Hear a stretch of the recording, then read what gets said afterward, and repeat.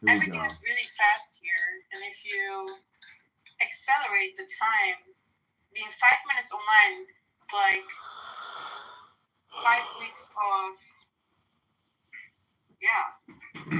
I talked to Nora. I talked to Nora last night till like two in the morning with Nixad and. Really? Yeah. Do you have a recording?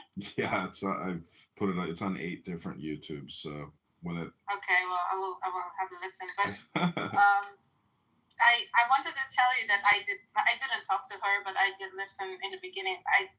Probably you talked to her afterwards. Mm-hmm. Oof.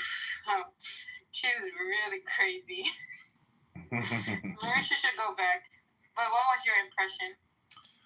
In the beginning, like right when I started talking to her, she started like saying, "You have no idea what it's like to hold your father's head up while he's dying and vomiting." And so she started like laying all that on me, and I was like, immediately my thought was like, oh fuck, like if this chick kills herself and she's sitting there telling me this shit, like, now I'm involved. And so I was like, okay, listen, stop projecting your bullshit on me. I'm going to the audience. I was like, relax, command yourself to relax. I'm like, I'm not going to take this projection. I'm going to the audience. And then I went to the audience. And then immediately, like a fucking 3-year-old child, boom, immediately no more tears. Like immediately. So yeah, I know. It's like a typical woman thing, where I was just like, I've seen that before. I was like, fuck this. No, that like yesterday when she started talking, like the first thing she did was like, oh, Jazzy, because this was a Jazzy room. Jazzy is probably gatekeeping her, which is weird because of her room, the whole news got spread around. It was in her room. She and Christy collaborated and spread that day the whole news, and that's how we knew it. But then Jazz is like, be careful, don't trust anyone. Don't trust anyone. And then she's like, Jazzy, I have a recording before I left of this guy called Evan, and she was saying that you were lab poisoned. The first thing she said to Jazzy was that. I was like, wow. That's she was laboratory poisoned? Lead poison. Oh, lead poisoning. Oh. LEAD. Yeah. And then Jazzy was shit starting. Like, and Randy called you schizophrenic. And then she was like, oh, Randy, why do you want to fuck a schizophrenic girl then? Jazzy is one fucking vile creature. Gotta give it to her. She's like... Yeah, she is. She's vile. I called her a gorilla yesterday. I told her she's insecure about her black skin. And she's like, how am I insecure? I cannot be anything other than black. It's like, yeah, that's the issue. You can't accept that. Well, I have... Anyone whiter than her, she's like always attacking for no reason. But anyway. It's kind of funny how like other guys go into Jazzy's room and then they dote on her and they say, oh, Jazzy, I love you, Jazzy. Like, people give her like, because people are so empty inside, they actually use her as like a totem or something, and it's just dysfunction on stupidity on stupidity. It's unbelievable. Yeah, it's like maybe she's like the black version of Zach. We have Zach, the cerebral palsy, and we have Jazzy.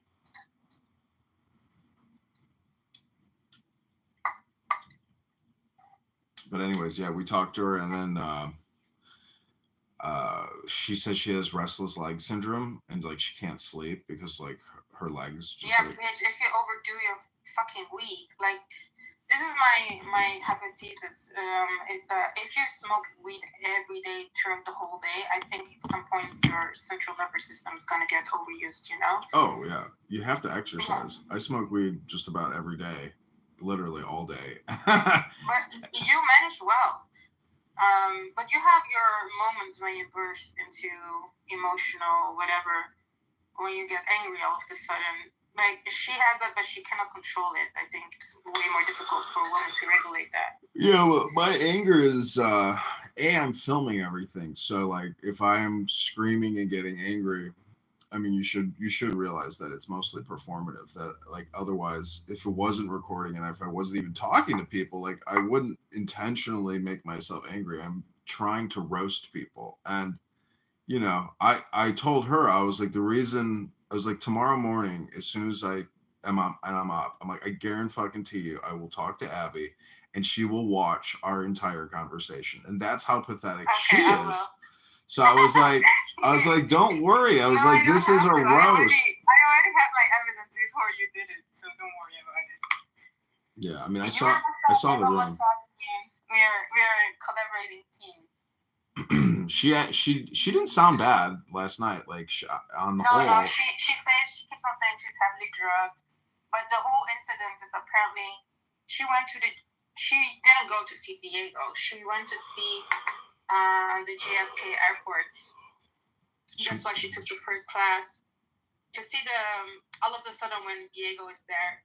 All of a sudden, the whole 40 years she's on Earth in Kentucky, she decided to go see the JFK airport. That's the reason why she said she went to New York was to see the airport? New Jersey. Yeah, she didn't go to New York. She all of a sudden ended up there on her heels.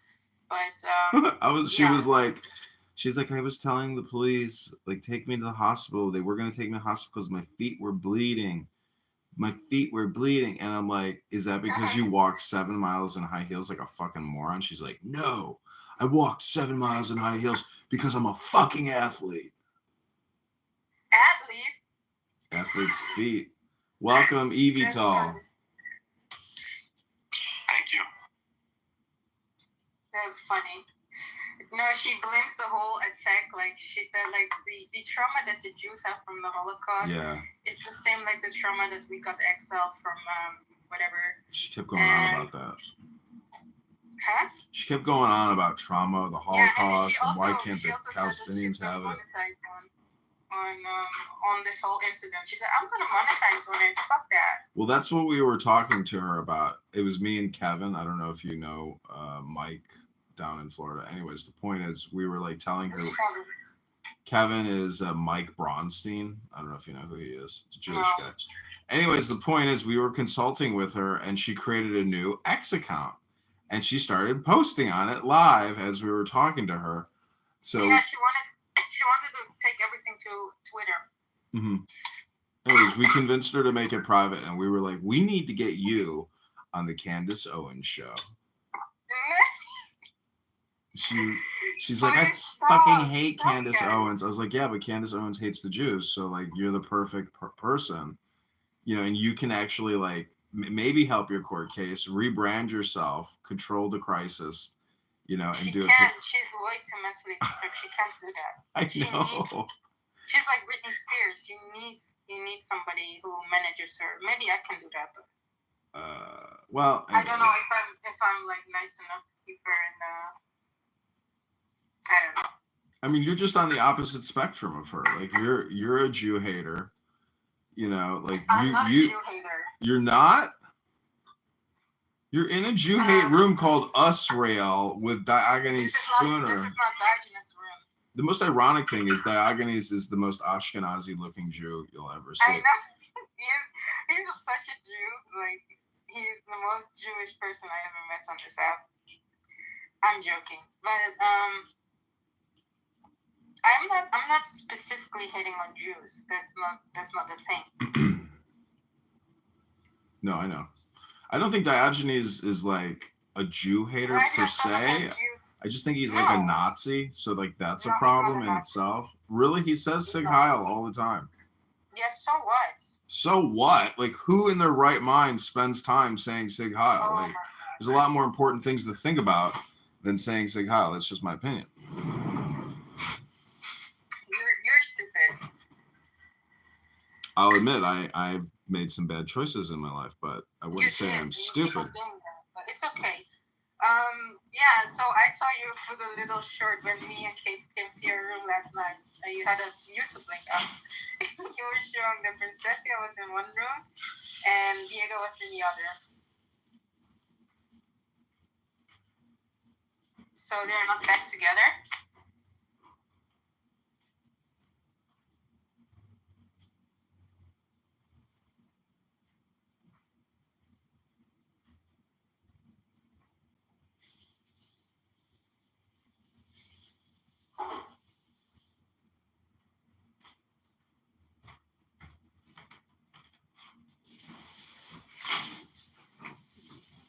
I'll be right back. I'm making some coffee, but I was also asking her about I was asking her about her video, you know, where she crumbles in the tears in the sheets.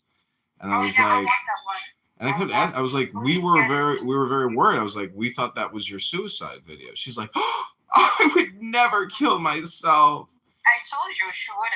It's just that whole video was the artist, her yeah. expressing her love. Yeah. And I was like, but don't you think you're a bitch for like doxing those people and like showing all their telephone numbers? What the fuck? She doesn't give a shit. She's like, they weren't telephone numbers. They're like, you know, anyways, she was like explaining it, and I said, you know, I was like, I thought that was your suicide video. I was like, so it's not. I was like, it's an art video, right? She's like, yes, it was an art video.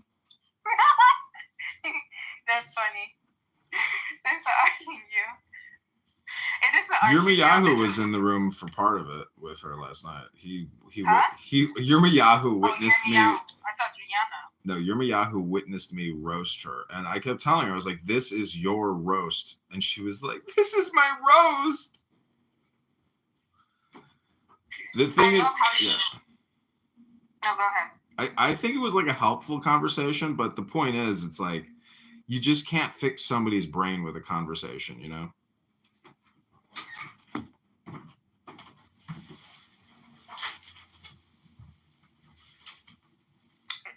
Yeah, she's definitely mental.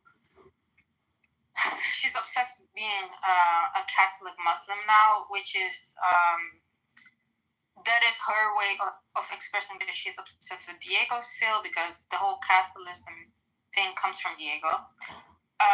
She claims that Diego has nothing to do with this, and she's trying to use any excuse in the book to keep him out of the whole scenario. But we all know why she was in New York. Let's be honest.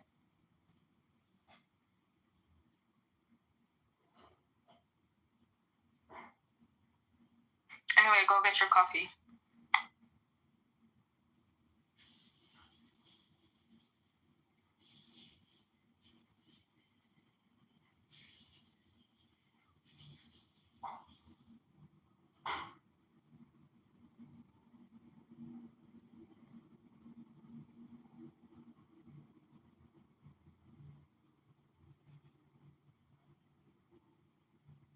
Hi, Keegan.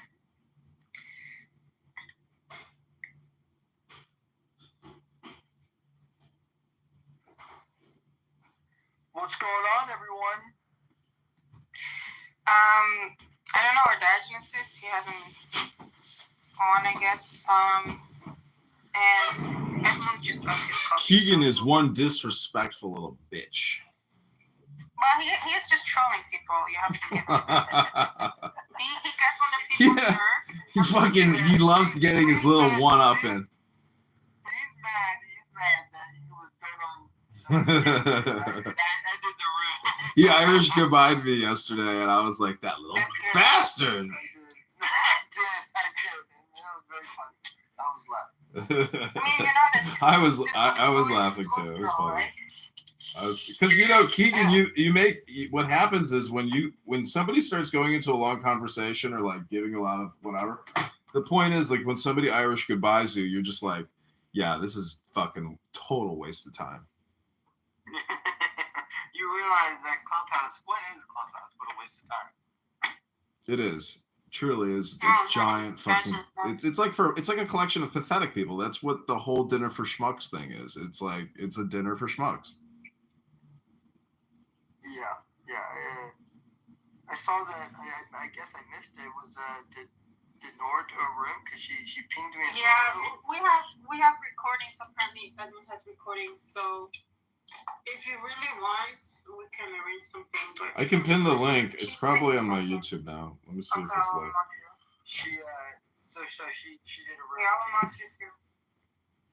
She explained everyone. She explained everyone what happened. She said, Yeah, but it's like, listen, the black people will fall for it, but the black people, the Jazzy and stuff will fall for it. Jazzy, Oscar. "Great." That's your video, There Keegan. were some people in her room who were like, no, I don't believe you. But Jazzy, you know how she is. She shuts everyone down. Like, shut up! But she was saying she was in New York. Emma, what are you doing? I'm trying to find the video, but fuck it. Like, I can't find it. He's Go find it. He's watching porn right now. So Please don't scroll. I'm just. Oh my god, this video always.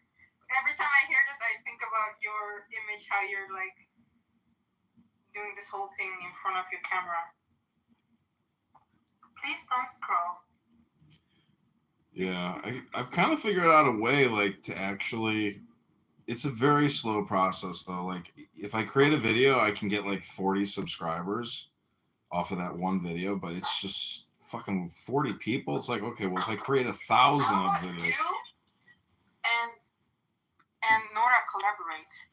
Well, that's what we were talking to her about yesterday. Like, she's, like you said, she's so stupid that, like, she's very, very impossible to work with. She's that, like, obnoxiously stupid.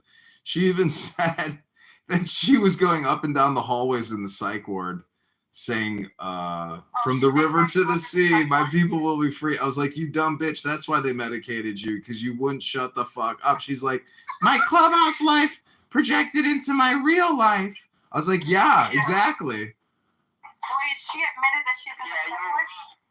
Because yesterday she was saying, I was not in a psych ward. I was not in a mental hospital. I was just in a regular hospital, okay? And then 5 minutes later, she's like, oh, I was in a psychiatric institute. Okay, bitch, what is it? Are you or are you not? She had to hire an attorney, so, like, this is going to cost her a lot of money. Yeah, and also she admitted that McZed did not help her. McZed did not help her. wow. So Good on McZed, right? Like, I thought maybe McZed cocked, and he's like, yeah, I'll help her. She's from Clown House. She's an American. I'll help her. Yeah. Nope. Not worth his fucking time. He's not that stupid. Well, I think El Normal helped her the most. How? By talking to her? Yeah, she apparently talks to the mother, to the father. I'm just talking to the father. The father's dead. El Normal? Yeah, normal. somehow she got his number. Yeah. Why did she not talk to Rick? She did. Isn't it kind of funny She that, and like, Rick were friends for so long. it's amazing that, like, she has Jewish friends, you know, because of this app, but yet she's still Yeah, a and then Jew-hating piece of shit. Abby came and she said, Abby, come up. And I was like, wow, what a fake bitch. Like, don't pretend now you like all the Jews. And then literally 5 minutes later, she does this anti-Jew rhetoric. She can't help herself. Yeah. I mean, I don't blame her since she's Palestinian, but It's don't like pretend you like. it's like a mouse brain or something. I mean, it just responds to the environment. But anyways, I mean, you know, she didn't kill anybody. She didn't hurt anybody. So, like, you know, maybe she'll. Well, not yet. When she was in the gym yesterday, I was like, well, you have to give her that when she went straight to the gym when she arrives home, so that's good. Yeah, more than you, right? Damn. Yeah, more than me. Sorry, my mom was talking in the background. What did I want to say?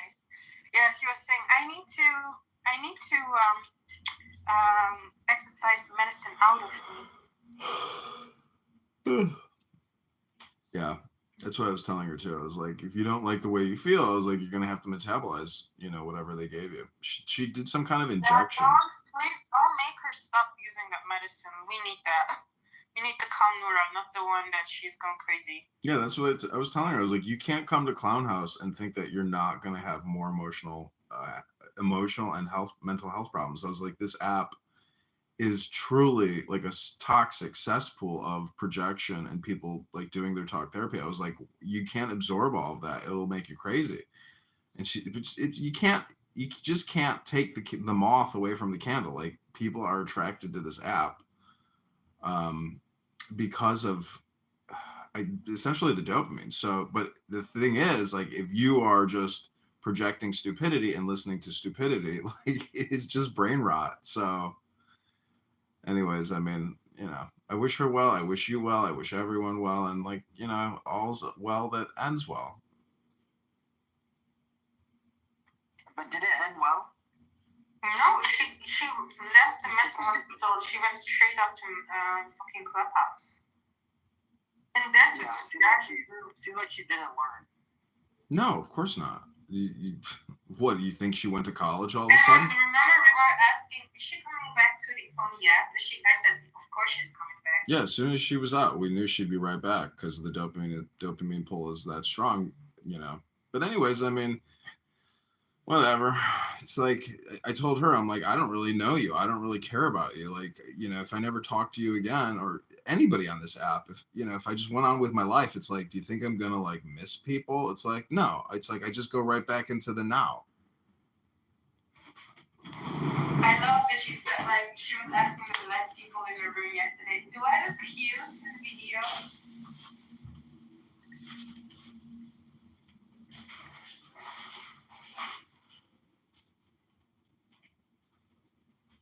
She didn't look cute. If that is cute, then I don't know. If that's what man wants, my God.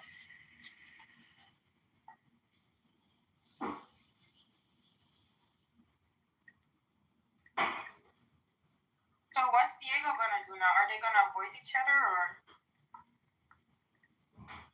do you think they're gonna be in rooms together?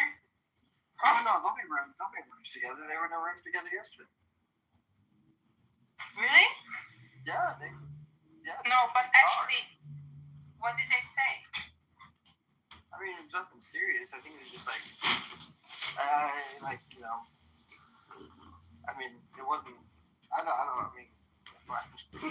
actually know. Like, I wouldn't say like formalities where they're like greeting each other, but they would, they acknowledge each other's presence. I don't know. Yeah, I was confused because she had her room open yesterday. I was literally filming her and filming fucking Diego in separate rooms. And I was like thinking to myself, like, this is really awkward because like he doesn't want to talk to her anymore. But yet she's still saying that she loves him and he's a good man and his presence is so amazing but yet it's like, do you not know that he doesn't want to have anything to do with you anymore? Because like I don't know. I mean, who knows? I mean, if you've ever fucked a chick who, you don't want to talk to anymore, like I've slept with this one chick on this app and like anytime that I'm in the room with her, she immediately leaves. Like she cannot stand to stomach to hear my voice, knowing that we've slammed. That's interesting. But were they in a room yesterday after? Like, the funny thing is, the chick that I slammed was the chick that he was talking to in the room. Oh, Pearl? Yeah. You fucked with Pearl? Ew. Edmonds. She almost killed me. She went because she was like highly vaxxed and highly boosted, and so she came to Chicago. She went to Lollapalooza, and then I met up with her, and she stayed at my place for like a day or two. It was a horrific experience. Not horrific, like the sex was okay, but like she herself was horribly annoying. Imagine like someone who just can't stop talking, smoking weed, and like. Oh my God! Isn't she a medical doctor? She's a fucking doctor. Damn, Edmonds. Anyways, the You're point. getting all the chicks. No. She came to Chicago to see you? No, she came here for Lollapalooza. This was many years ago. For what? Lollapalooza, it's a music festival. Oh, okay. She's not a bad person, but anyways, she's annoying. No, she's an annoying okay. person. Actually, I said ew, she's not even bad looking, honestly. I'm just saying ew because I didn't expect she was. Yeah, I don't know. I don't know Like, why. that's crazy. She fucked you. I can't take it serious anymore. Yeah. I mean, we didn't have That's any like, fallout or bad experience or anything, but That's good. That's good. She's like, okay, let's not do this. so what you're going to like about my conversation with Nora last night is like it is a roast. I made fun of her the whole time about her Yeah, hair. go find it. I wanna listen. I was like, you are literally a catfish. I was like, your bottom teeth are like fucked up and compressed. I was like, you got like nasty little baby teeth on the bottom, like a catfish. And she's like, oh, okay, I have a compressed tooth on the bottom, or I have a crowded tooth. I have a crowded tooth. It was so funny. But it's not like I was making fun of her in a mean way. I was like, I kept, reframing, saying, hey, FY, like, this is your roast. Like, I roast people here, and this is your roast. That's funny.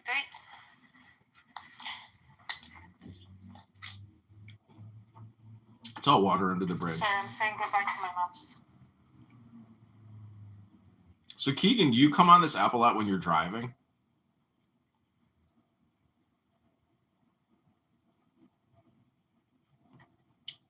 Yeah, I'll plug it into my CarPlay. What is that, like a Okay. Bluetooth in your car? What? That's Bluetooth in your car? Yeah. It's like the system. But yeah, I mean, you kind of use it as like a podcast, right? That's how I Website. kind of see it. Please And then if don't scroll. Zach Ruda is here. He's in the Memes podcast. Come in our room. Let's change the title. Abby has a room open called It's not my room. Un-Israel. It's not my room. We just hijacked it. Oh, I'm a mod. Let me change the title. Yeah, you're not. I'm modding everyone. I'm seriously done talking about Israel, Palestine. Who the fuck cares? Let them both kill each other. Nobody cares.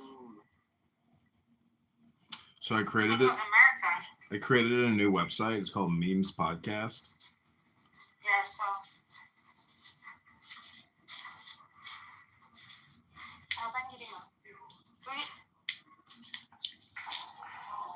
Hold up.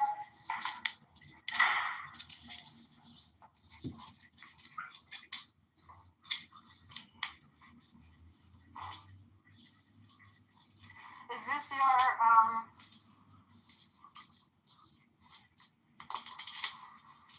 It's just like my greatest work, basically. Like, because I have Tumblr's kind of nice because if you create a new Tumblr, you can just repost all your old posts. So it's like it's basically. We got a snuffler on the mic. It's we a got a snuffler. It's a CMS. It's a CMS, which is a content what is a management system. snuffler? A snuffler is like Lil Haiti. Oh, sorry, is it me? Do you know Lil Haiti? Do you know her?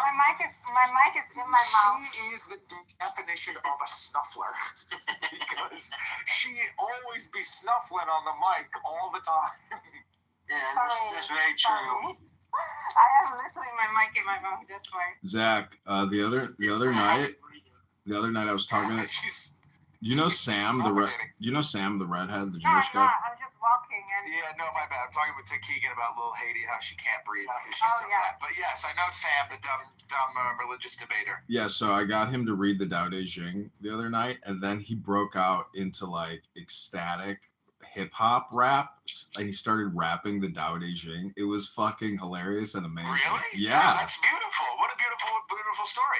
Was he freestyling or he was just rapping? He was freestyling using the lyrics that he just read, and then he was like, when I was younger, I read the Tao Te Ching, and he's like, fuck this book. And then he read it now, and he's like, holy shit, it's a lot better than I thought it was.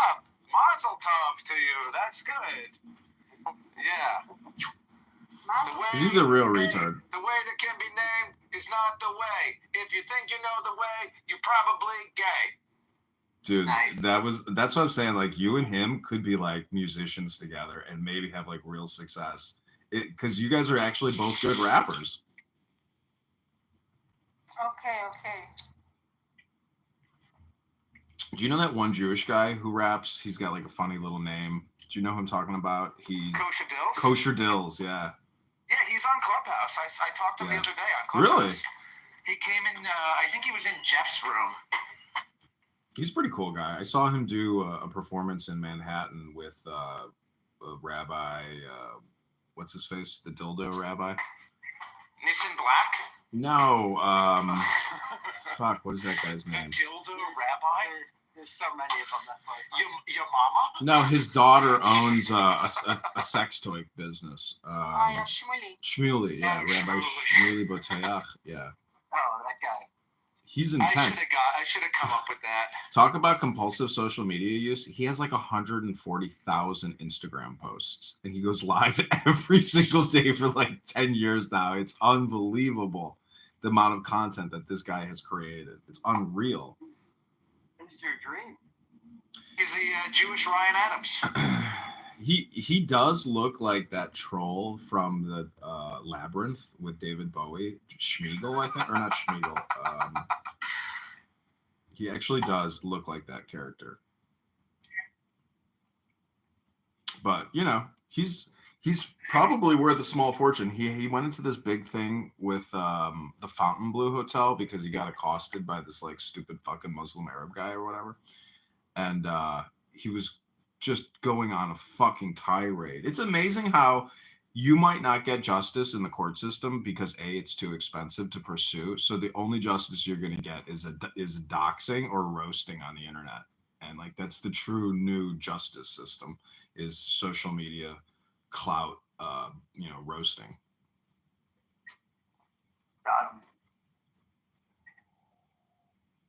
Who would you say is the best at doing that? I don't know. It's a good question. I think it's us together, Edmund. No, because most of these shows are not like roasts. Like the Joe I Rogan. think our roast for Nora and Diego was the best roast ever. Yes, that's true, but it's not what Edmund is referring to, because the reality is most of media these days is a self-roast.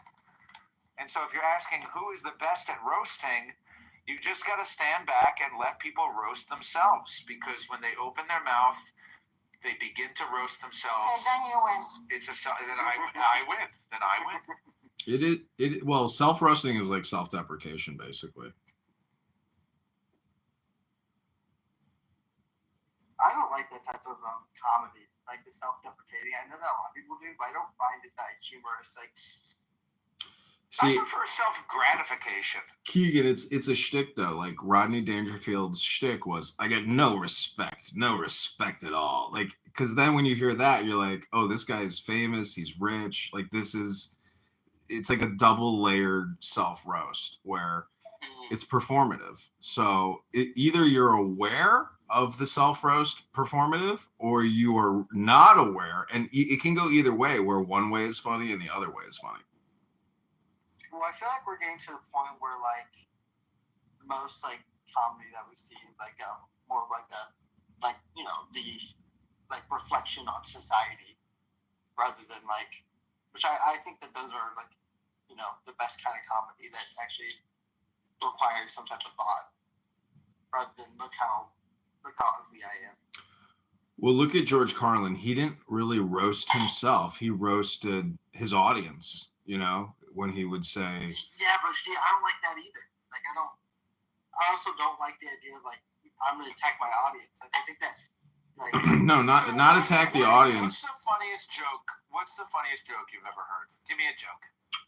Why this is the dirtiest joke I know. Why is sex like a box of Kentucky Fried Chicken? I don't know why. Because after you're done with the breast and the thigh, the only thing left to do is stick your bone back in the greasy box. Okay, That's good. That's good. You want to hear the most racist joke I have? Oh, I do.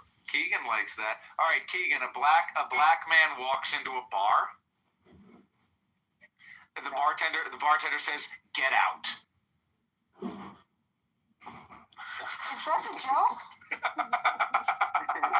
That's the joke. To make a black woman like that. Only racist people think it's funny because if you laugh at that joke, you think it's funny that the black guy had to leave. Well, I guess I'm not the racist. Wait, I thought like you'd have to know that movie called Get Out or whatever it is to like. No, it's just, I know, it's not a Get Out reference. I heard that joke back in high school. You could also say a black man walks into a bar and the bartender says, "Get the fuck out." That's an alternate punchline. I would say the alternate punchline because it emphasizes, the aggressive nature is better. Get out, nigger. Yeah, that's how we really drive the point home. That's how you drive the point home. Yeah, now it's so funny.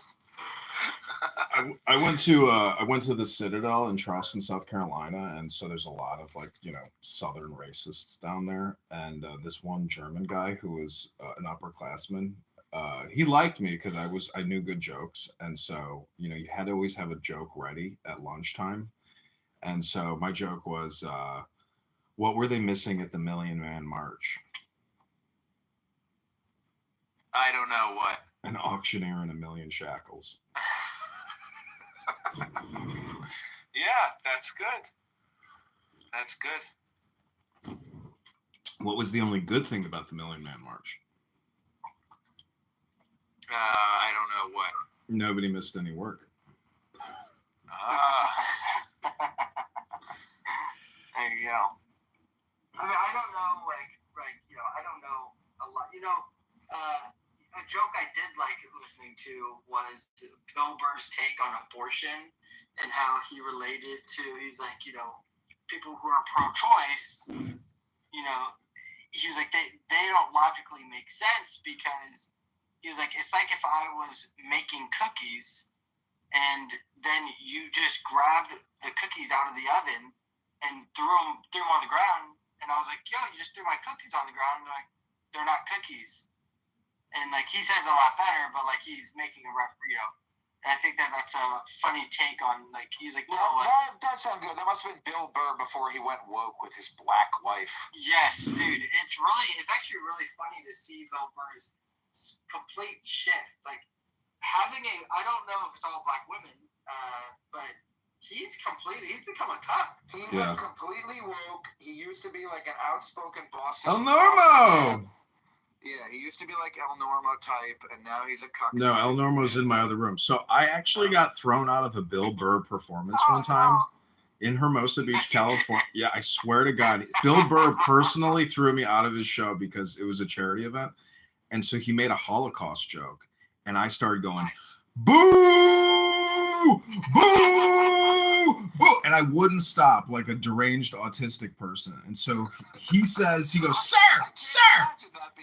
He says, sir, I can't match your energy. You'll have to stop. Sir. So finally the security comes up to me and they're like, we'll give you, this is your only warning. Like, if you don't sit down and shut the fuck up, you're going to have to leave. So I shut up. I sat down. Yeah, exactly. I sat down, I shut up, and then within just like a few minutes, I started going, boo! And then he was like, all right, you're up, get him out of here. And so right before they kicked me out, he says, hold on, don't kick him out yet. Sir, what do you do for a living? And I said, I used to work up the street. They just fired me a week ago. He goes, and everybody started cheering, and he goes, get him the fuck out of here! That's a great story. That's a great story. That is good. Yeah, Bill Burr used to be a really good comedian, but yeah, he's definitely become. I'll tell you my favorite. El Normo, we're in a room called Memes Podcast. It's a public room if you want to join us. Really, I'm a great husband. I mean, my wife criticizes me, but I do. I make a lot of money. I'm good in the bedroom. I clean up around the house. I do fun things on the week. Really. Oh, El Normo, I recorded one of your rooms with Edwin, I think, or I don't know, one of the fucking pieces of shit. But I did like an overlay with like an AI generated image. It's like 10 videos. It's you debating people. But it got no views. It took me a lot of time to do it and like no views at all. So it's like the algorithm just doesn't like it. Can I see it? Yeah, I gotta find it. How? I can How do I can find pin. it? It's on YouTube. It's on YouTube. I gotta find it though because I have so many accounts. I don't know which phone it's on. It'll take me a minute. But yeah, I mean, it's a static image. I showed it to some people and they were like, yeah, if you could make it a dynamic image where, you know, the mouths are moving, it would be much better. I'm like, yeah, that would be great, but I can't do that. But I did the same thing to Jazzy because I was like, there's got to be a way to turn these conversations into a movie, you know, and just everybody's a voice actor. Let me see if I can find it. No, he's 27. He's 26, and I'm 37. So I'm a little. You're 40 something. No, I'm only 37. Fuck you. Yeah. But Sorry. no, but my point is, there was a kind of a like Chappelle peaked, I think, about 10 years ago. And the past 5 or 6, Dave, like everything that Dave Chappelle has on Netflix, is kind of like post peak. And a lot of people say that that's his best work, the Netflix shit. Some of them are okay, but he used to be kind of less political, I think. And he made a lot of racist jokes, but they weren't as political. Like on Chappelle's show, I don't know. You ever see Chappelle's show? Yeah, I've seen like Clinton Bigsby. That's always a go-to. Like KKK member. Yeah, I mean that was. It's not on this phone. It's gonna take me a few minutes to find it. Yeah. I don't know which phone it's on. But yeah, I mean, you know, there's some good comedians, but it just feels like a lot of the comedians now are like, we're so edgy and stuff. And it's like, not really. Like, you guys are kind of all saying the same jokes. You guys kind of all make fun of the same people. You're not really being edgy. I saw I can't remember this woman's name. It might have been Aliza Oh, I think I found it. comedy. She was no, not Eliza Schlesinger. She was a fat, ugly woman on Netflix. Fat, ugly, Yeah, I fat, found ugly it. Jew. All right, let me And I thought she was really find funny, it. Hold on. but I can't. I thought she was very funny usually I don't think female comics are as funny, but I thought this one, she had a lot of funny Yeah, jokes. one of them I got can't 26 find her views, name, but that's I'll because I see if think I was find her. showing it to She's people fat on and ugly. Clubhouse. You was ever trying to seen get Fat people's, Ugly Jew on Netflix. Fat Ugly I was Jewish trying to woman get just Mike like on Moon. it. Mike Moon was giving me good analysis, but then people I did hear a funny joke. shut It's him like up. on one of those, I don't know the comedian. It was from a woman. That's why I was like surprised it made me laugh. But it was like, you know, on social media or whatever. And she said, Yeah, Soren is in it. Like, you're gonna like this. I really would love to like work with you to where we could actually maybe like create videos off of these conversations, whether you want to disclose it or not. But I saw a black person walk by me. let me see here. And I was tagging Netanyahu. I was tagging the IDF. Even though Let me see here. logically, with reasoning, I couldn't afford them. And I thought that was very funny. I saw that clip the other day. Yes. I thought that was funny. That's a very funny joke. Pay for all those phones you have? Yeah, they're $50 a piece. Meme Podcasts is the name of the YouTube account. Per month? No, it's one time $50 for the burner phone, and then you do a 1 month subscription for $15, and then you don't renew it. That's just so you can get the number, so you can get the new account. Meme Podcast. So you can get a cell phone for $50. Yeah, track phone. Just go on Amazon. I can send you the link. But these are amazing phones. That's why I say, like, how can the economy continue to grow when these cell phones have essentially like peaked? You know, you can buy a $50 phone or $1,000 phone. Amazing phones. Because they're amazing phones because for $50 it does the same thing that $1,000 phone does. Okay, here, check this out. I'm gonna pin the link. That's why I'm just saying, like, how could Apple's market cap go up another 50% when you have Samsung, Motorola, like creating $50 phones? Because the whole thing is they think they're going to make it on the back end with the subscription plan. So they're giving away a phone that's like $400, $200 for $50 because they're going to make it on the 2-year monthly subscription. But they give you the option to do a 30-day subscription.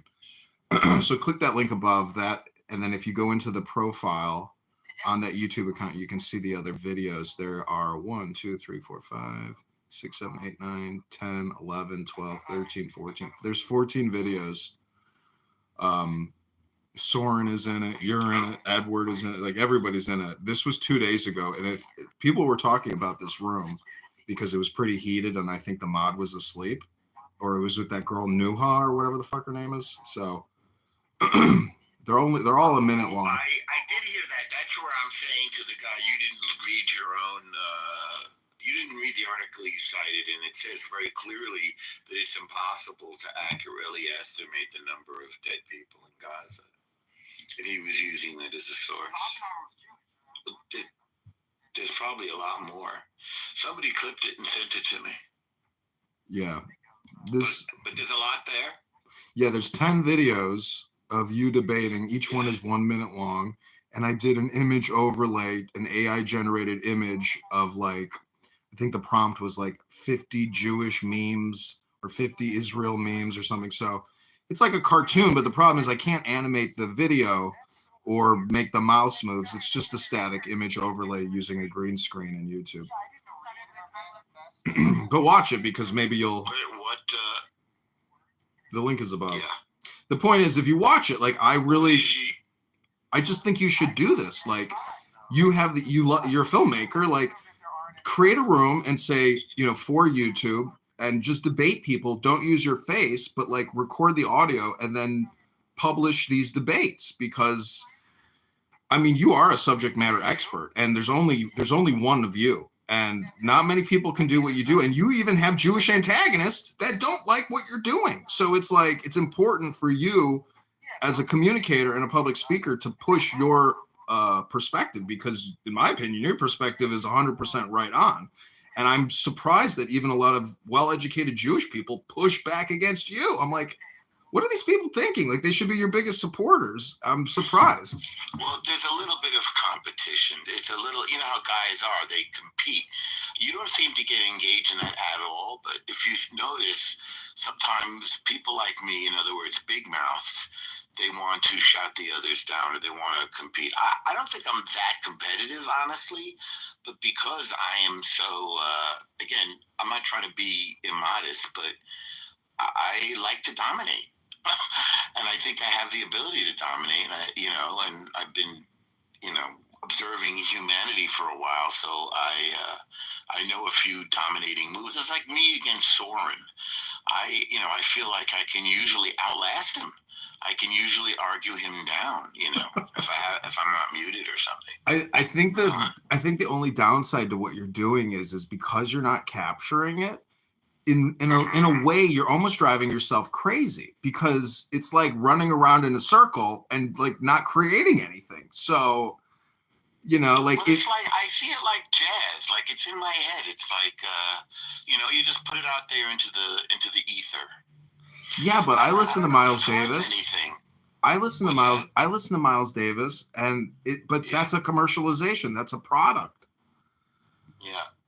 So I would just, watch that link above. I mean, I would love to work with you to like create a podcast or like document the debates because, in a couple months, like, it's all going to disappear. I mean, anyways, is that Nora, the fake Nora or the real Nora?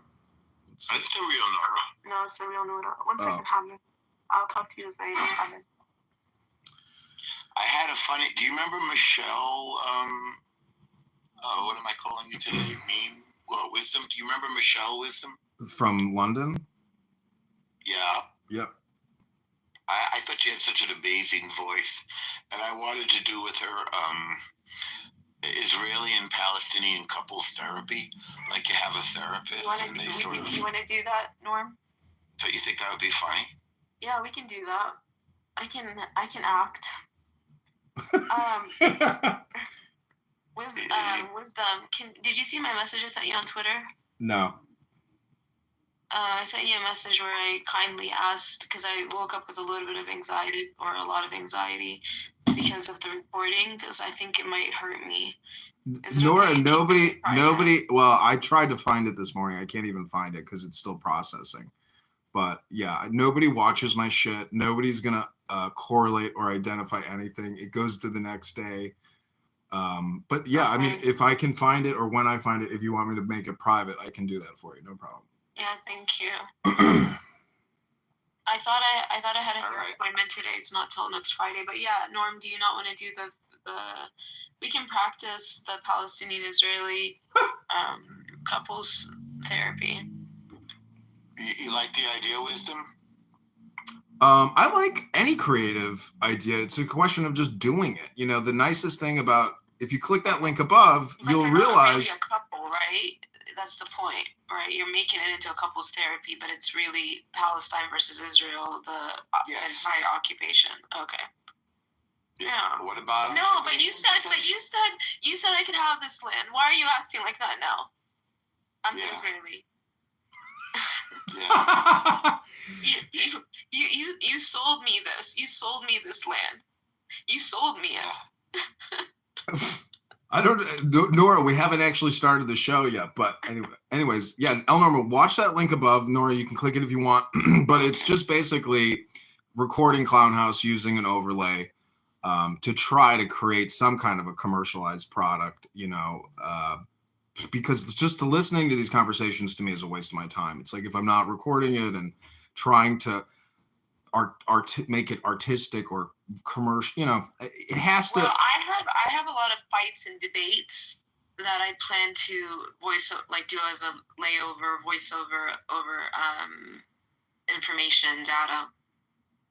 Well, you can do it on YouTube. You can use the green screen. You can generate an image. You can do 1 minute snips, but you know, try it. Create content, you know, and make a contentment. Either you have to know, are you creating good content, bad content? Like, but be in control of the content, you know. So. Yeah. I think his Norm was here, but he ran away. I guess he doesn't love me. Oh. Yeah, that's beautiful. You probably don't see that a lot. Not at all. Not at all. And by the way, bro, my own mother was not until she was 41 was I born. Wow. And so I'm from just a cultural place that's like it's not done. I'm in the meme podcast with Nora Bandura right now. Nora, do you want to say hi to everybody? Hello. Hi, Nora. Is it the real Nora? It's the real Nora. Wow, not the fake John, Nora. what an honor for you to be visited by the real What Nora. an honor. Yeah, this is an honor. John is kind of the mayor of Clubhouse, is he not? I mean, after all this, John, after all your retarded, idiotic trolling, you've become a well-liked, well-valued member of the community. Congratulations. In the land of the blind, the man with the bald head is king. Right. Well, but Clubhouse has dissolved into Clown House. So truly, all that happened was we all came to the level that John was. Right, we all just reduced to the LCD, the lowest common denominator. Well, I competitively reframed it all by saying it's just low IQ dumb people talking about nothing, which is true. I mean, wait, which room is Nora in? She's in Memes podcast, with Wisdom. That's Zach. No, we're in Memes podcast. We are. No, this is a public room. Movie. Yeah, she's in my. We are in a public room. No, I know, but he's trying to figure out. You have a room open right now that's not broadcasting anything. It's in Subscribe's house. It's called the Meme Movie memespodcast.com. Movie emoji and popcorn emoji. I don't know where that phone is. I have so many fucking phones. I don't know where that phone is. Let me see. Yeah, I can't find it. I will say that when I first was like, let me go, everyone's like, you have to go check out Edmund's, you gotta go check out his YouTube. You gotta go check out John's YouTube. And so I was like, let me go check this out. And when I did, it was like opening up the Matrix. I finally realized. You finally saw the light. I saw the light. Let me tell Nora that I really liked your hotel video. It was such a good art movie. Please post it again. Is that Abby? Yeah, Abby. Yes, I think it's me. that account got deleted. I think. Did you miss me, bitch? Honestly, honestly, I know you don't like me, and I know Wisdom said No, it's not that, Nora. Let her Nora. speak, Abby. Let her speak. I want to hear. No, I will speak whatever I want. I know, but she's been in jail for like a month or something. Yes, so Want to hear her stories? Don't interrupt. Do not interrupt between me and her. It's not that. Yes, I don't like you, but I've been honest with you. I've been honest that I hate you. And you fall for people that are make use of you. And I've been always warning you about that. So at least I'm honest to you. But I did really like your video, and that made me respect you. Is that a projection though? So, no, I love it. Honestly, It was so good. honestly, I forgot. I didn't know I posted that video. I know I made it. Listen. That video, it was somebody actually stole that notebook, so I don't have it. All I have now is the video. But a girl stole that notebook from me, and those are those were. I don't know if you read what was in it, but what was in it is very, very. Out of respect, I didn't. The content of that notebook and what's in it, the letters were very intense, and they were during a very traumatic event. And well, out of respect, I didn't read it. Hold on, let me just finish. And I thought you were my done. husband died only 2-3 months after those letters I wrote him, and he never got them because he died. And so I let myself go down that path, and that opened a lot of trauma for me, because I posted that in New Jersey, and I was going home, and I ended up in New York, and I ended up at JFK, and when I ended up at JFK, the police took me from JFK to a hospital, and then they released me from the hospital because they wouldn't admit me. And then I got in a series of events that ultimately led to that crazy video that went viral. But that trauma was like trauma upon trauma upon trauma that just was like unloading. And then Zach, I know you were in Israel, but the fact that I, as a Palestinian, will never have the right to go live in Palestine, if you, as a Jewish person, can go live in Israel, like, that's hard for me. No, Does that make sense? Yes, it makes sense. But like I'm talking about, I didn't read whatever was written there. I was more like, the vibe you gave was like very Enter the Void movie. I told John this. It reminded me of that movie. It was really good. Like, you have a talent. I think you should explore the talent instead of being on Clubhouse. Go explore that. You have something, and maybe you can do something with that. And I'm being nice to you now. I think whatever happened, we can let it in the past. I know I'm a little worried with you. We can be fine. Can you let Keegan up, Wisdom? Hold on. Welcome to another edition of memespodcast.com. This is the Meme Podcast, memespodcast.com room, hosted by Wisdom Books Now. And this is Nora Bendora. Please let Keegan up to the stage. Cash in your pink ticket now. Thank you. Shiksa. Shiksa is spelled wrong. Anyway, Nora, unblock me. I will come in there. You do not need either one of the letter C's in the word Shiksa. Shut up. If you want to anglicize it, you can write Shikse.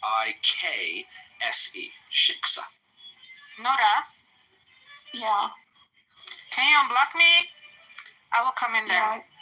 I'm not modern, but yeah. Nora, why did you yell at that random guy in the video? I didn't. He was harassing me with the camera. It doesn't look like that. It looks like you were harassing him. He had the camera in my face, not the other way around. What is the update with your law? What is the update with the? I would talk about it. Well, I would talk about it, but because I have a case, I just want to. Oh, well, that was my question. My question was, what's the update? Your answer could be, I have a case. It's ongoing. I can't talk about it. That's fair enough. There you go. All right. I was just curious. Glad to see that you're out of jail / mental institution or wherever they put you. Yeah, I was in the hospital, and then I was arrested after the hospital. That sounds rough. It was. But I'm sorry. I was with men, and I was with there was a black man that claimed to be a Hasidic Jew that basically it was Clubhouse times a million. Have you ever been to prison or jail before? I went to jail once in New York City, and so I kind of had a similar experience. But it was for smoking weed in the park. It wasn't for harassing a person based on their religious identity. I didn't harass somebody based on their religious identity. But I did get arrested for smoking weed in Washington Square Park, and then I had to Okay, go to jail. come on, And it was like Nora. Clubhouse. I will unblock you. Why isn't Hold on, I Keegan need to coming go. out? Sorry, what was your thing again? Your name? My Instagram? I mean, my No, my not thing, my Instagram, name, your mine name. is a lion. Brincesia, here you go. Okay, come in John, this can room. you mod me in the meme podcast, memespodcast.com room, in the memespodcast.com Pepe house? And then I can bring Keegan to the stage if he'd like to join. Yeah, give me 1 second. I'll be right there.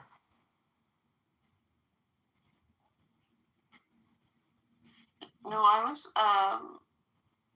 I'm just waiting for this medicine to wear off out of my system because it's really wreaking havoc on me.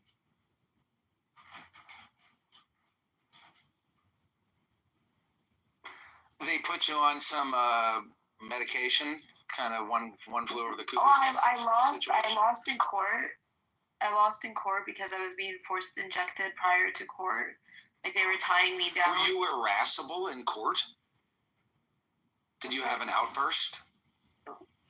Listen, I'm not going to laugh at you. I'm just wondering, what's the story? Why No. they injected you, and what was the result of the injection? Court. No, not in court. So they basically so there's this guy in there that thinks he's an Instagram star. He has like 70,000 followers, and he was so he is an Instagram star. something like that. And so he was like talking about Selena Gomez and Ryan Seacrest and whatever. And so he was saying something to me, and I responded to him. And the staff member like grabbed me and threw me in the room, and then started banging on the wall, pretending I was banging on the wall. And so that got me. Oh, Keegan left, but thank you. Yeah, that got me basically as if my behavior was a problem, and it got me medicated against my will prior to court. Well, they didn't lobotomize you. You know, your body's going to clear it, but either way. But wisdom, I'm losing weight, and I'm not losing good weight. Like I'm losing like my muscles. I'm losing like I'm not losing my stomach. Yeah, no. You're famous. Everyone know you right now. Like you're all over the social media. I'm not famous. Like it's fame. It's horror.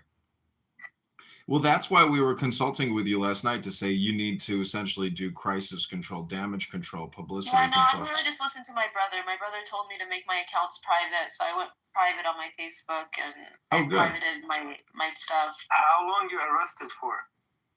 I was arrested for just a day. Yeah, I mean, listen, your mental health right now is important, and you know, actually keeping those things private is important, but this app in itself is going to drive you crazy. You want to hear what Adam said to me? Listen to this. Adams, like multiple Adams? He goes by Adams. I know, but I just wanted to clarify that you meant the Adams, that one. Loud mic, Adams. loud I wasn't mic. sure if you said Adam or Adams. Loud mic Adams.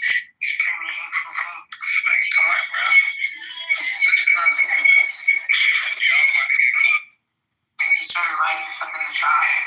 So you have to admit that you're a laughing stock in the fucking country on social media.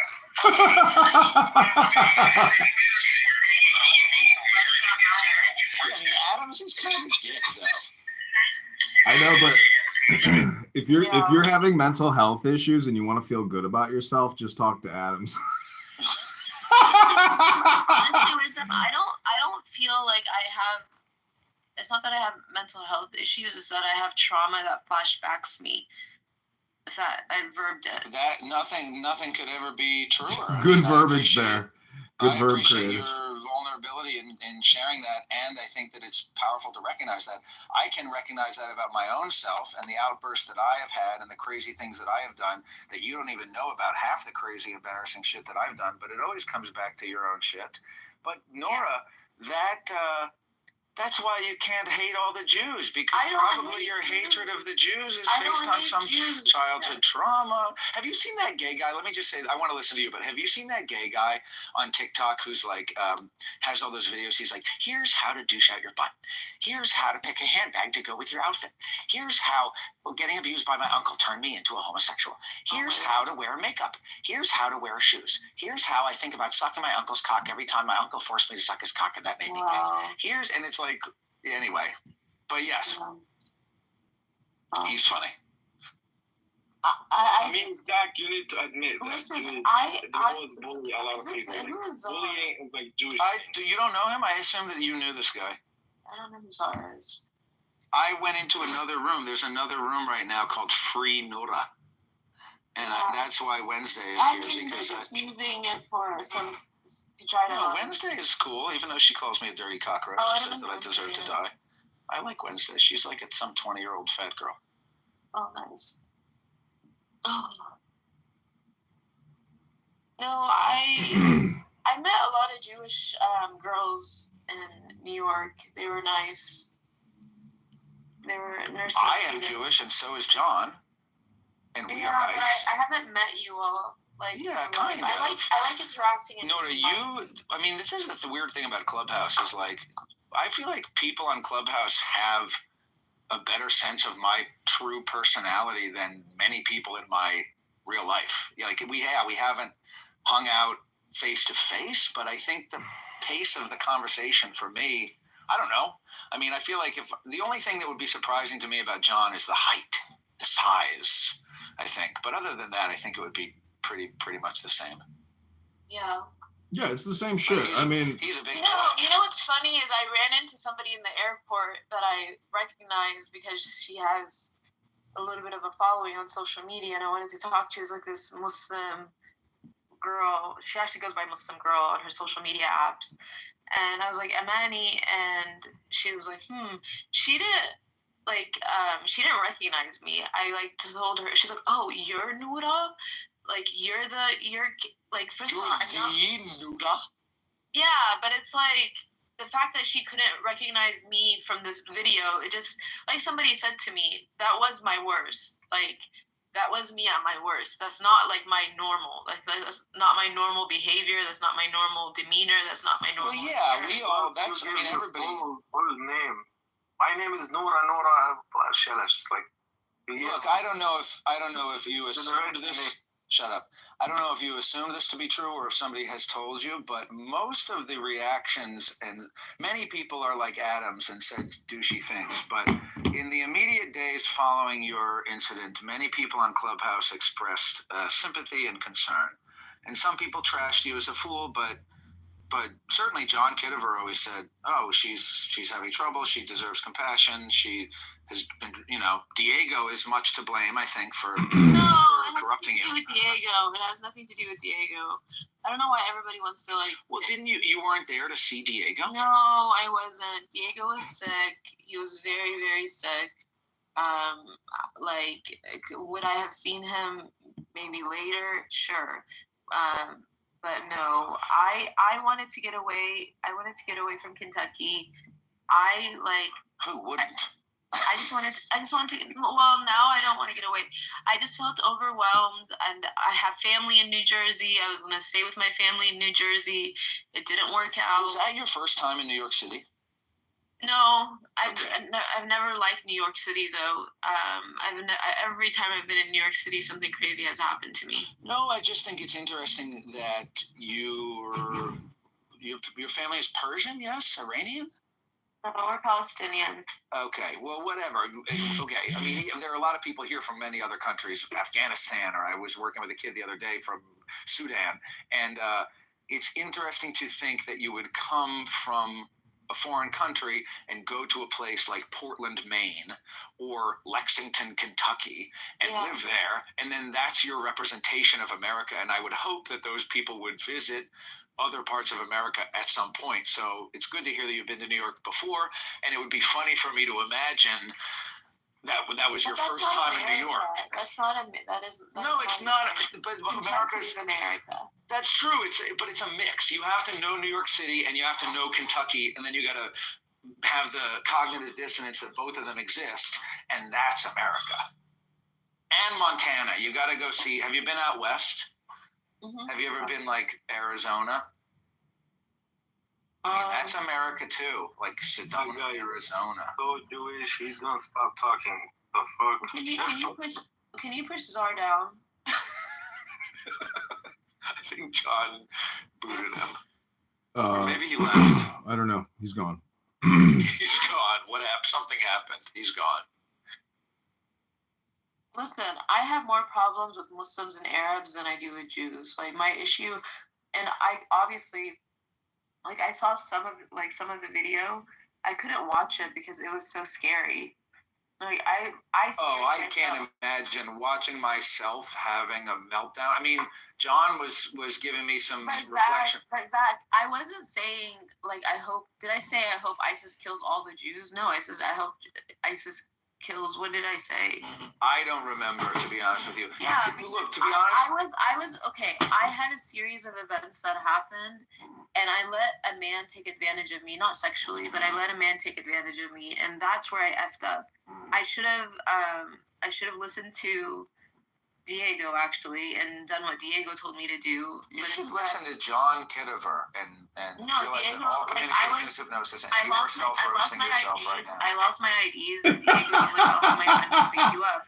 But I was already with some random man in a freaking Uber, and I, like, messed up my brain. Like, I hear you, bro. Look, I was going to say, I'm the type of person, I don't want, like, it's not fair that people Diego and telling me they're like chewing out Diego. And Diego has nothing to do with this. I made these choices independent of Diego. Diego a day to sign. Never done anything harmful to me.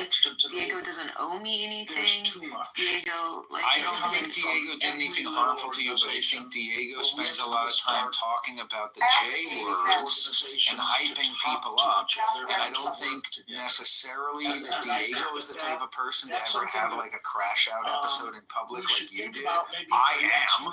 I am the type of person to have a crash out episode like you, so I can. Damn, they kicked me. How did they know? I'll tell you what happened since he said that. I saw a man smoking a cigarette.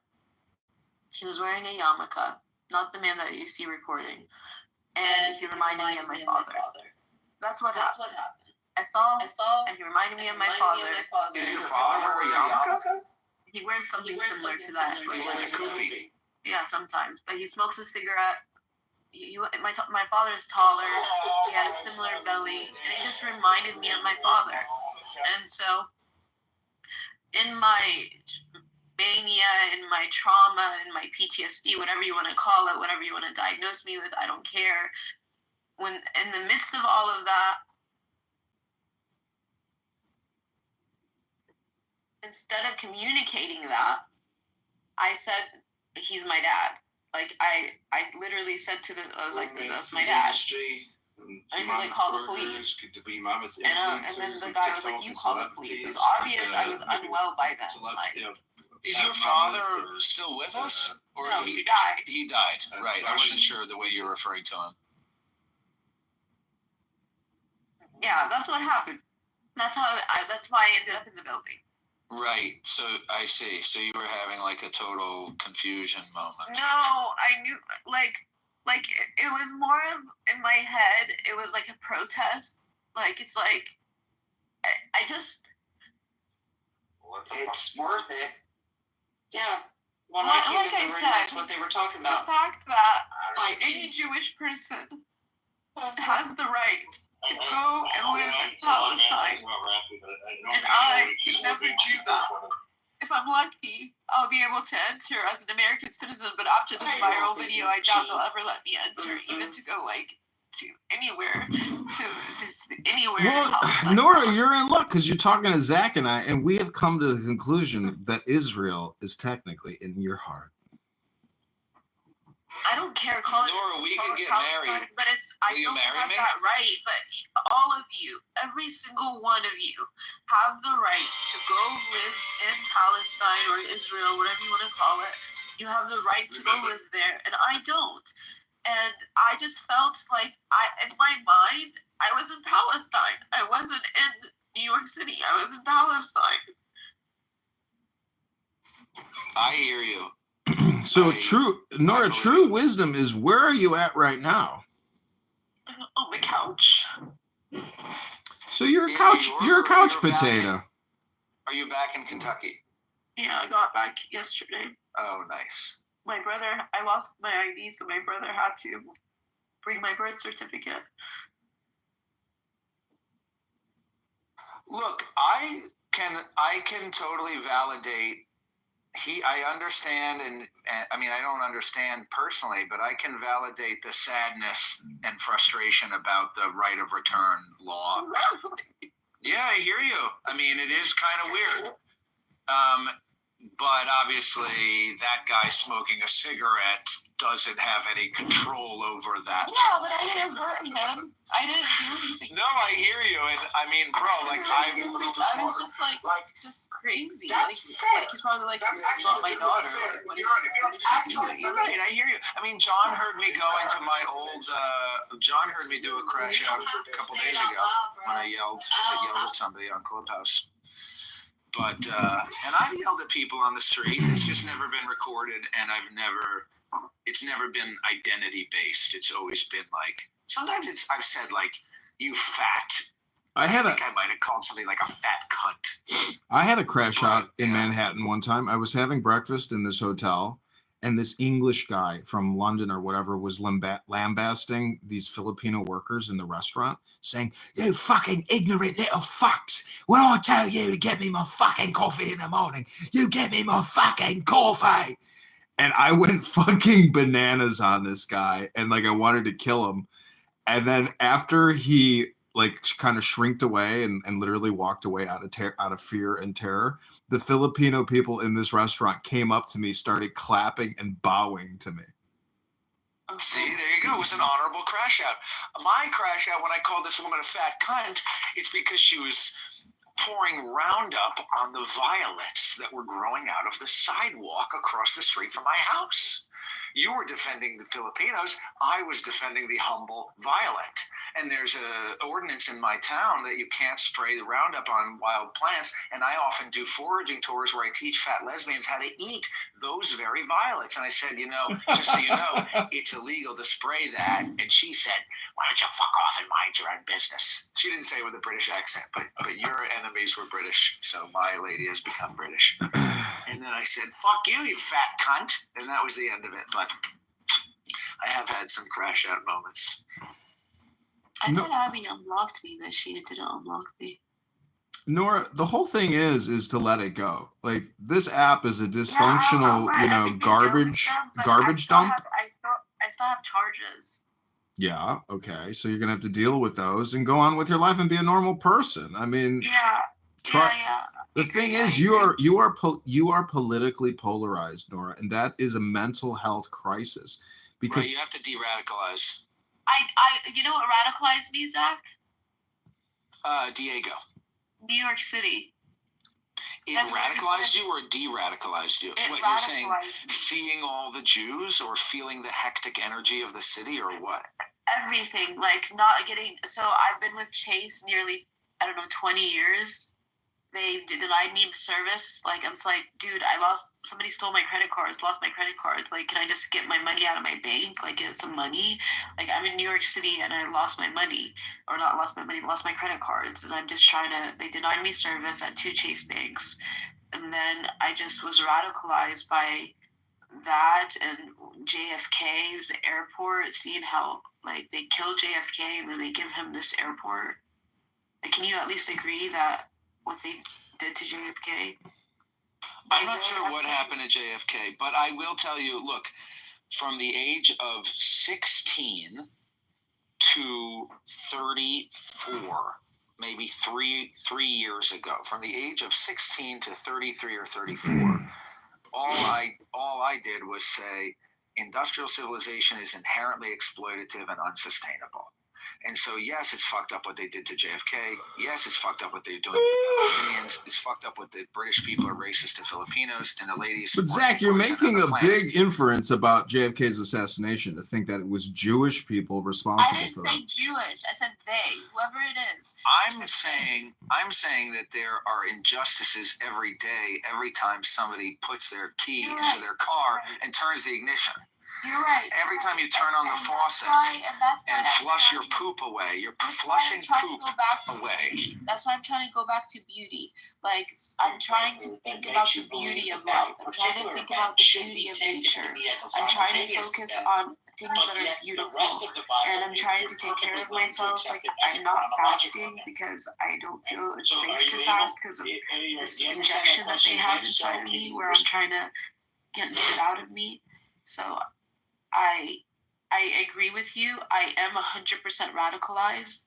I also hate ISIS. So the fact but this is my point: is that I was radicalized in towards a different philosophy, and I have de-radicalized, or am basically still in the process of de-radicalizing myself, or allowing myself to be de-radicalized, because. Good. You can't hang on to that shit. So we've got to meet in the middle. I'm no longer a communist, leftist, anarchist. I used to, idolize people who.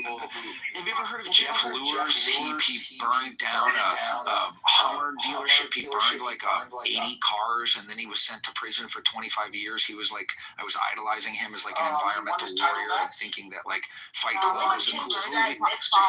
He burned down a car dealership. Environmental issues. Yeah, right. And so I was thinking like, oh, we should, bring down the dams I used to talk about. We should take down dams and free the rivers. I want to say thank you for being very kind and sharing what you're sharing. I really do appreciate it, and I feel it's very genuine. Yeah, well, I think that we have had enough interactions. I mean, that's what's, by the way, if I may, I'm not going to needle you at all about your incident, but this is what's always been frustrating with you about interactions about Israel, is because I think of you as like a human, very human person, and then we have these conversations about Israel where I feel like we're butting heads, and in general I feel like... nothing against Israel. I just want it to be equal. I want the same rights that a Jew in New York has. I want the same rights. That's all. I want the same rights that a Jew in New York has. I'm not even saying a Jew in Israel. Nora, I want the same rights that a Jew in New York has. Nora, the point is, life is unfair. It really is. It is just, the thing is, Nora, though you may want that, and that is like a good thing, you still have to have personal responsibility for yourself. You are very important. These geopolitical world, wars and conflicts, it's less important than you. You have to make yourself the priority and really stop with the bullshit, because this is all personal bullshit. Okay, maybe we should do a reading, Coach. Let me ask you this, Wisdom. Let me ask you this. You said you have to make me the priority. What about what has been done to me? What about the injustice that has been directly done to me?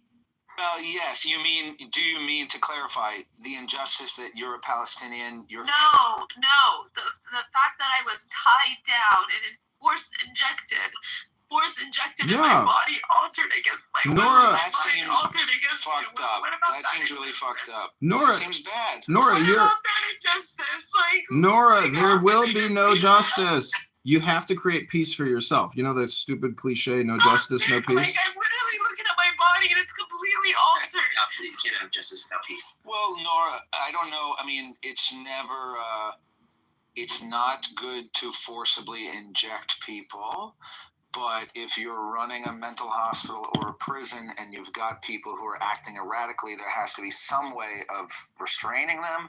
And we or not we, but society over the years has decided that using these pharmaceuticals in some cases can be better than, I mean, the alternative, Nora, if you were, I don't know what the circumstances were of your injection, and I'm on your side, it was fucked up. It shouldn't have happened. And it altered you, and it damaged you, and it shouldn't have happened. But to rationalize for yourself so you can find peace, you've got to understand, why did it happen? Did they do it because I'm a horrible person? Did they do it because I'm a Palestinian? Probably because the alternative, if you were acting erratically, I don't know if it was in the hospital or when you were in the prison, but the alternative would have been probably, and this is what they did hundreds of years ago, is just strap you down with some leather straps on a fucking table and let you scream. And I think that we have decided that that's less humane, because that would create emotional trauma too. The other alternative is let you on the street and have your episode on the street. Can't do that. So it's not good to ever, I mean, it's not comfortable to rationalize why bad things happen, but I think it can be helpful because it can help you find some peace. Yeah. Let's welcome Mikhail Hey, and listen, Aron to the stage. My phone died. Died. That's weird. You didn't hear what I said? No, but I want to say, people stop telling me to get off social media. Like, you may be an anonymous person that's just like floating around and pretending you're somebody that you're not. I'm not. I like to interact with people. I do not fear vulnerability. I do not fear tears. I do not fear I don't like embarrassment. I do not fear these things. Okay, Euphoria? Yeah, let's bring the Euphoria Master to the stage, we could invite them into the hallway. You saying this to me is what's not good. Well, Nora, do you know that person? No, this girl made me add her because it's her friend. I don't even know who that is. She can't talk now, and she's being critical, and we're not being critical of you, and so it might be a good case to remove from the room. Euphoria Master. So ironic, Euphoria Master.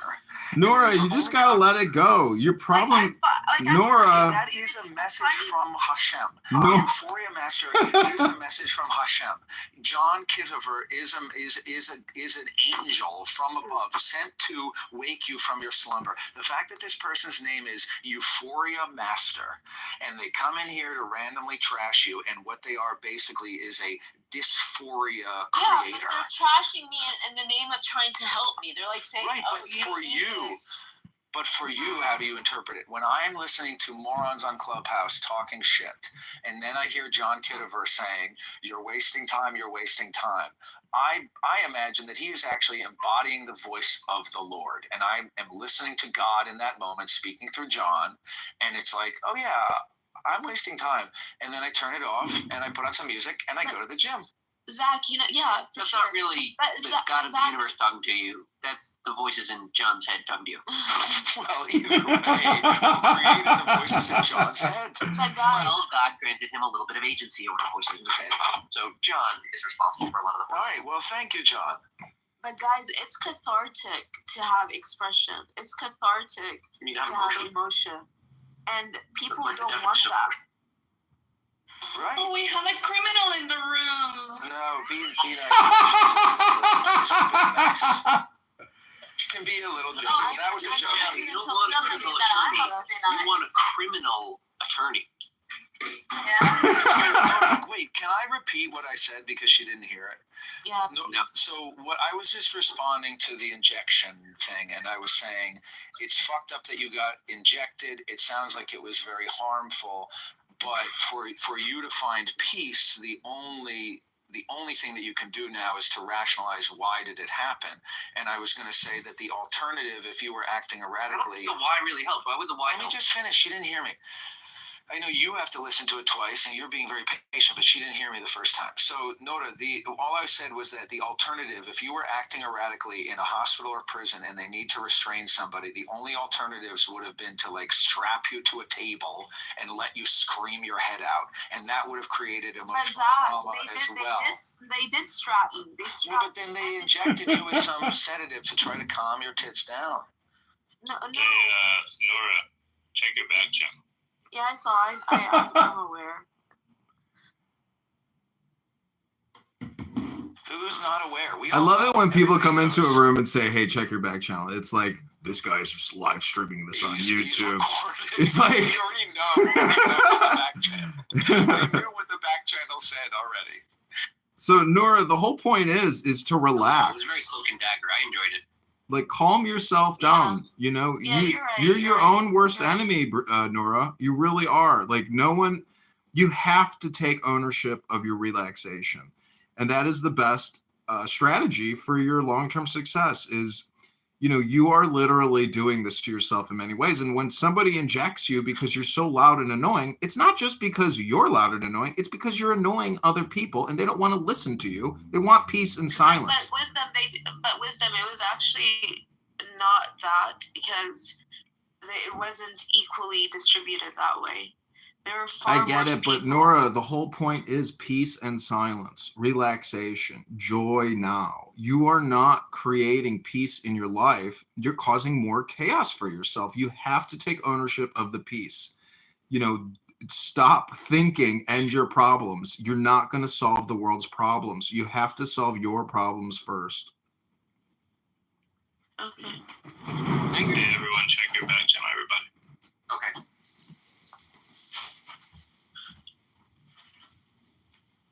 Hi, Amber. I didn't get a back channel.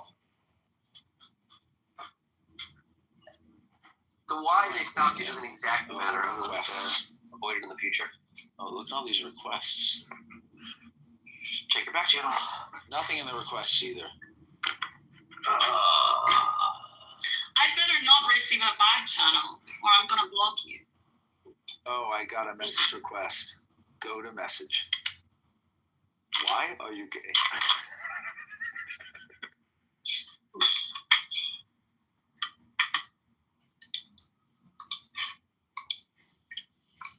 I mean, memes, there has been kind of a new language created from memes, that memes are shared around the world, and pretty much everybody who's online has seen the video where he says, "Why are you gay?"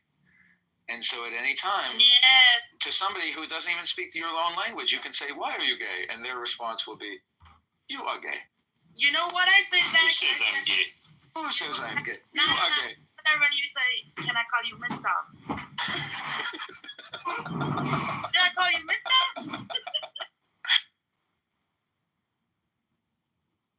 Anyway, we could do a reading. Hey, Nora, have you ever read the Tao Te Ching? No. Have you ever heard of it? Do you even know what I just said? Have you ever read the Ching Ching Chong? Have you ever Ching Ching Ching? Wow. Have you ever Ching the Ching Ching? I don't read.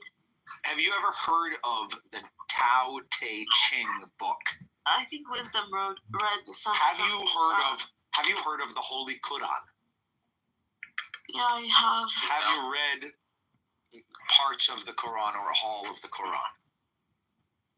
Yeah, I read it, but I prefer to read it in Arabic. Have you heard of the Bible? Yeah, I like the Bible. All right, well, maybe we should do a reading, John. We could do a meditational relaxation reading because honestly, this is a toxic cesspool. Breathing exercise, Wisdom. I think we should just do some Tao Te Ching. I mean, a little bit of Tao, just to understand that. Let's do Tao and Tanya. Yeah, Tao and Tanya. I mean, the thing about the Tao, Nora, is I read this book when I was in high school, and it has remained a constant throughout my life. And I've read a lot of other books, but this is one to return to, and it contains a lot of wisdom. And a lot of people are so interested in other people's lives. What?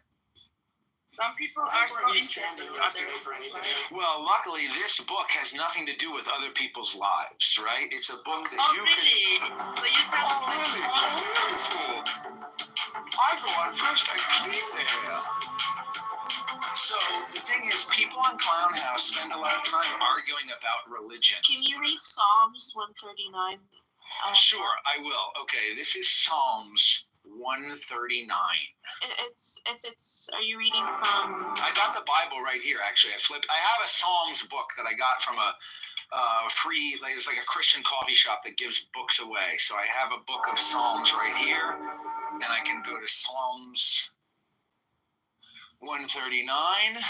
Okay, Psalms 139, all right? This is what it says. The heavy is the root of the light. The unmoved is the source. It's Oh, my bad. That was Psalms 127. All right, let me go to Psalms 139. Here we go. That would be cool, though. Psalms 139, Nora. Without opening your door, you can open your heart to the world. Why are you listening to a crazy person? Without looking out I your don't think that's window, Psalms 139. you can see the essence of the Yeah, I don't think so. I think Zach has trouble with The citation. more you know, the less you understand. The master arrives without leaving, sees the light without looking, reads things besides Psalms 139, and somehow still... I got your point I already. can't believe that you guys interrupted me like 5 times. Really? All right, I'm gonna go and read. I'm gonna show you that I was not lying. I'm gonna get this fucking stupid book. Excuse me, I don't want to call it a fucking stupid book. For Hashem forgive. How do you say, McZed? How do you say like forgive me God in Hebrew? Like oops. Oops, I'm sorry. Why don't we read better, like, just tweets from Nora in her timeline where she was threatening people? I think that it was deleted. That would be fun to read. Psalms 139. Some of us have good screenshots because some of us have good screenshots because we had to send it to our lawyers. Well, I have the recording of you saying what you said about Palestine, and I don't think That's you okay. I think Palestine associated with FIFA. Hold on, I don't think we should be associated with FIFA, honey, Issa. crazy lady. I know that you have issues containing No, yourself. I don't. It's not cool for you to mute me. Well, hold on a second. Hold on, I'm the super mod. So listen, the whole thing is I think Clubhouse is great if you actually don't mention people's names or attack anyone personally. So let's just keep it calm. Let's keep it relaxed. Let's not talk about the past. Let's not talk about the future. Let's just talk about now. I'm prepared to read Psalms 139. Okay, just let me know when it's the present.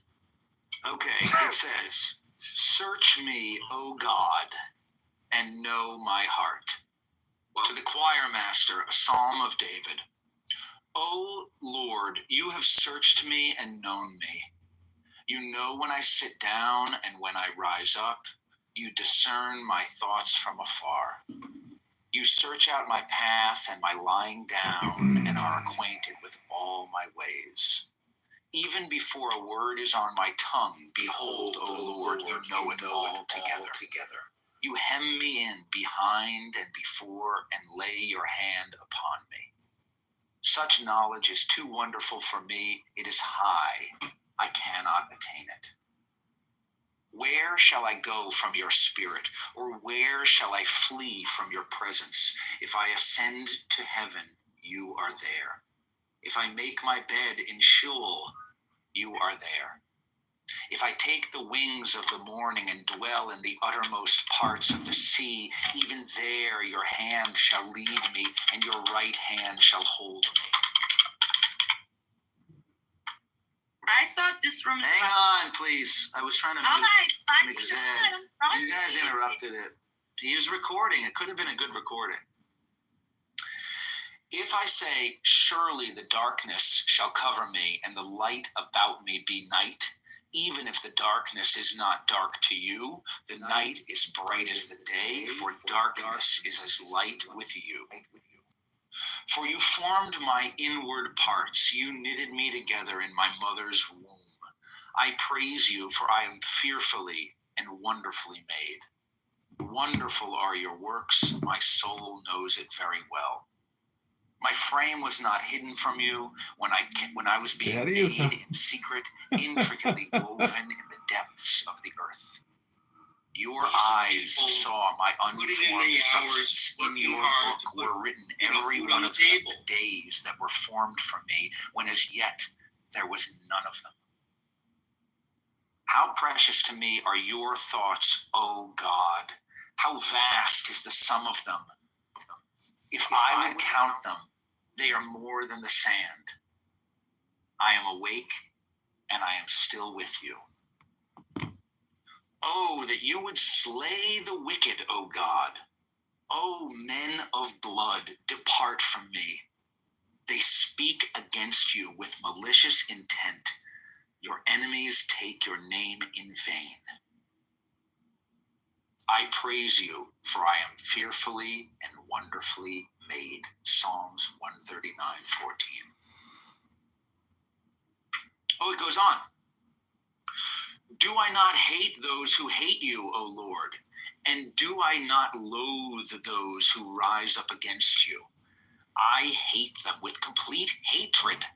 I count them my enemies. Search me, O God, and know my heart, which is full of hatred. Try and know my thoughts, and see if there be any grievous way in me, and lead me in the way everlasting. Towards, I suppose, hatred? Lead me in the everlasting way towards hatred? All right, now I'd like to read Psalms 53 from the Tao Te Ching. It goes like this. The great way is easy, yet people prefer the side paths of Islam or Psalms or whatever it is. Be aware, Nora, when things are out of balance. Stay centered within the way of the world. Pretty easy advice. When rich, never mind, forget that one. Here we go. Look. The ancient masters of the true religion didn't try to educate people, but kindly taught them to not know. When people think that they know the answers, people are difficult to guide. When they know that they don't know, people can find their own way. So if you want to learn how to govern, avoid being clever or rich. The simplest pattern is the clearest. Content with an ordinary life in Kentucky, you can show all people the way back to their own true nature, which is obviously of love, not hatred. Love and peace. Peace, love, and joy. Joy now. Peace now, joy now, subscribe now, call now. There you go. Thanks for reading Psalm. Yeah, I turned the room chat off because let's just have some peace. It's a Friday. Good Shabbos. Shabbat Shalom tomorrow. Tonight. But, I don't know. Said in Israel, all day Friday, everybody's saying Shabbat Shalom, Shabbat Shalom. So it seemed like a Friday thing, Israel, the standard of the world became a 2-day weekend. Under Jewish law, obviously the 7th day is very important, but the 6th day and the 1st day, not so much. Whereas around the world, to assist the Christians, it's Sunday. Like that was the original day off, and Saturday was a concession to allow Jews to work.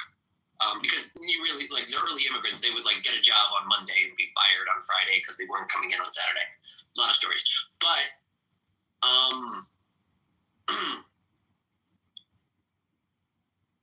but anyway, good Shabbos.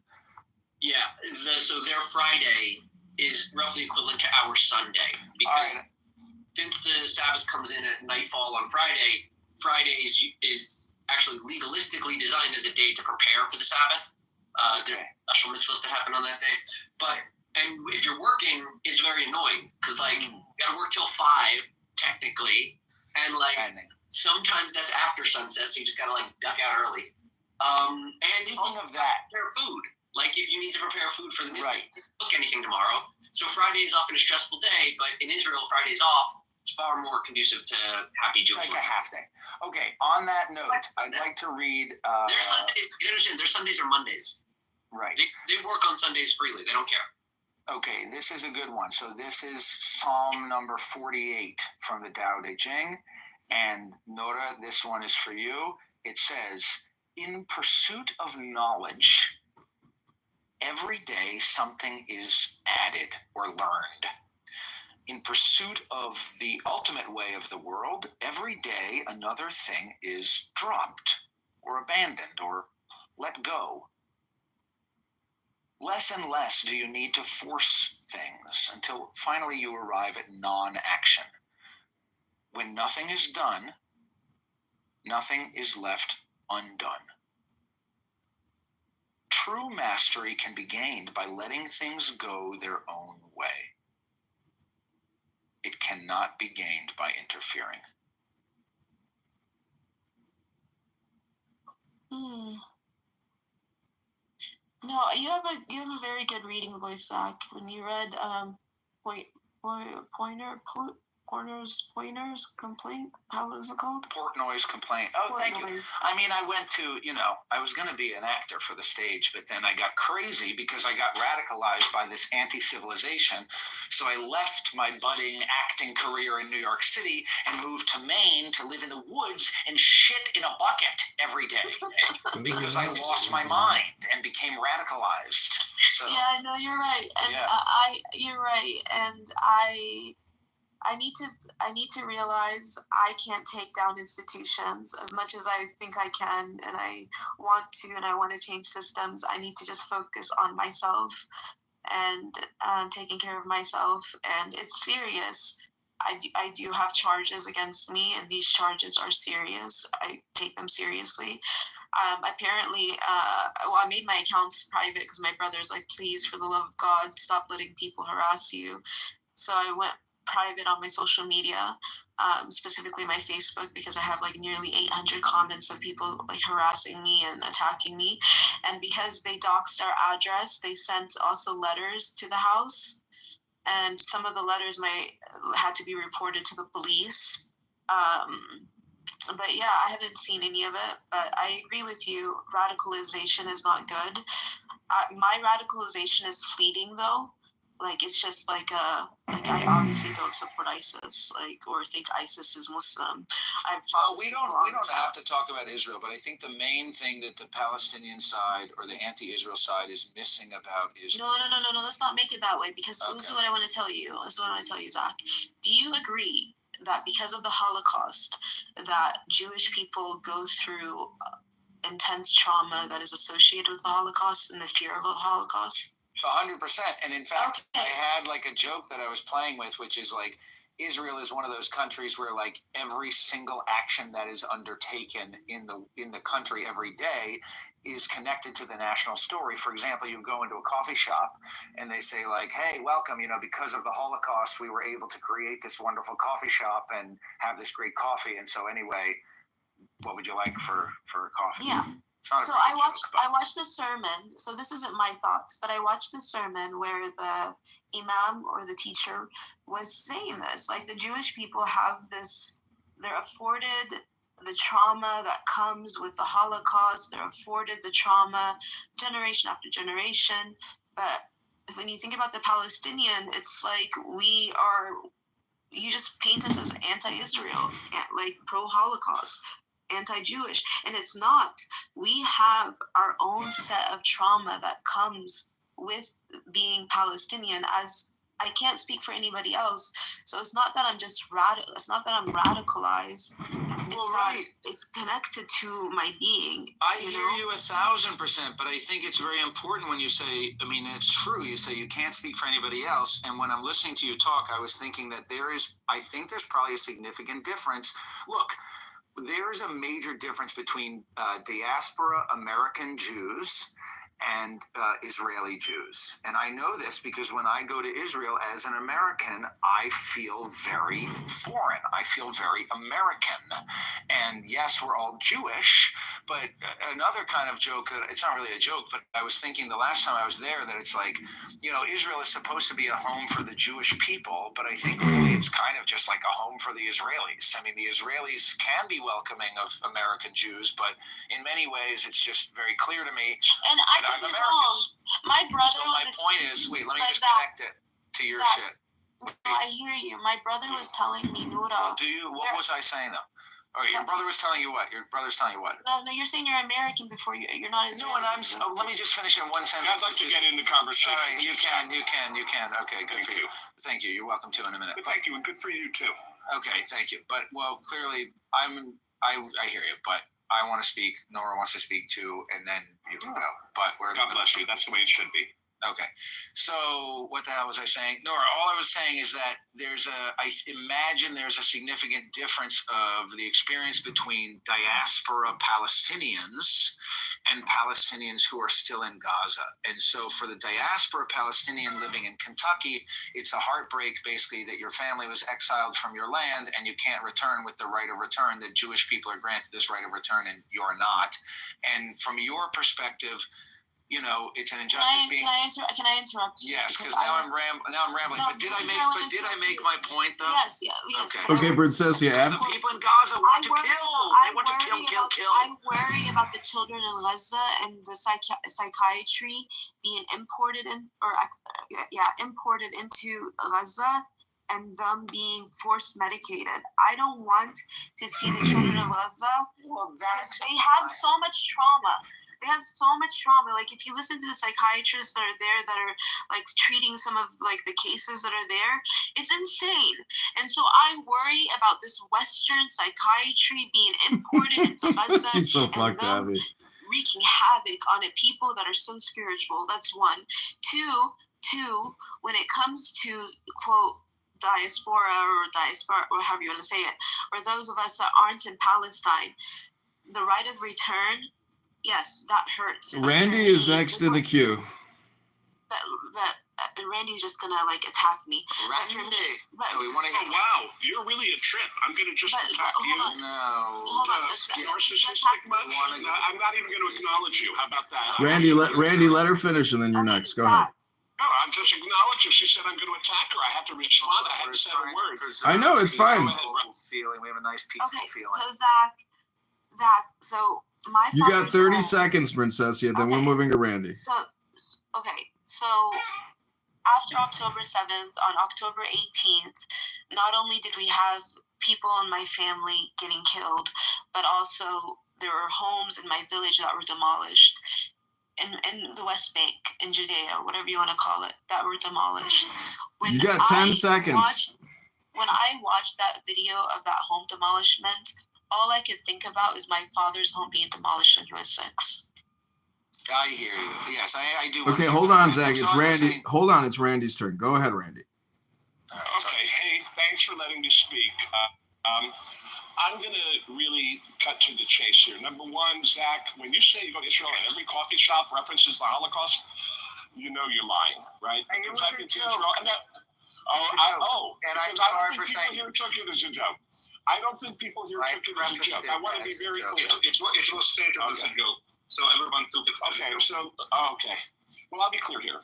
Yes, Jews experienced a lot of trauma in the Holocaust, but they got on with their lives. They didn't sit in camps for 70 years. They went to college. They came to America. They went all over the world. They're not still insisting on a right of return to Poland, to Germany, and all the countries they were killed and kicked out of. They're not still wallowing in their self-pity. They moved on. Yes, there's trauma, but there's also doctors and Nobel Prizes, universities, community centers. They built. They didn't build tunnels. They didn't build plans for revenge. Instead, they got on with their lives. And you can say the same thing about Israel. And frankly, you can say it about the millions of people who have been refugees from wars all around the world. The Vietnamese, every conflict has refugees. Every single conflict has millions of refugees. It's a very unique situation with the Palestinians. For some reason, they've been used as political pawns by Arab governments that don't allow them. They're in Lebanon, Jordan, etc. I mean, don't get me started on Jordan, you know, a place where the majority of the population is Palestinian. So ergo, it's a Palestinian country by definition. But instead, the Arabs have kept these Palestinians in camps for 70 plus years, denied them basic citizenship rights. You can be born in Jordan, Lebanon, but you cannot be a citizen because they have used the Palestinians as pawns. And this is the trauma that Palestinians are suffering from. And of course, the trauma is reinforced in the schools from the age of 3 and 4, the hate education by UNRWA, where they teach Palestinian babies to hate and kill Jews. This is the assembly line for terror. Excuse me, I'm almost done. but I'm explaining that there is But a you're saying unique a lot. technology. Well, let him Okay. finish and let him Okay, finish. so you're attacking me already? No, I let said I was going to attack you. It turns out Go you're ahead, attacking Randy. me. Finish up. I want to hear specifically what lies I've told. Don't That's take what the I'd like to bait. hear. Don't take the bait. But wait, Okay. well, before. But I'm going to wrap it up, and I'll say this. That thank God these Holocaust survivors, I bless them for their ability to move on, to not have every conversation in every room be about the Holocaust, to not make everything about them, to not protest in colleges and ruin other people's educations, to not shut down everything because their cause is the most important cause that must be dealt with. So I say respect to Holocaust survivors.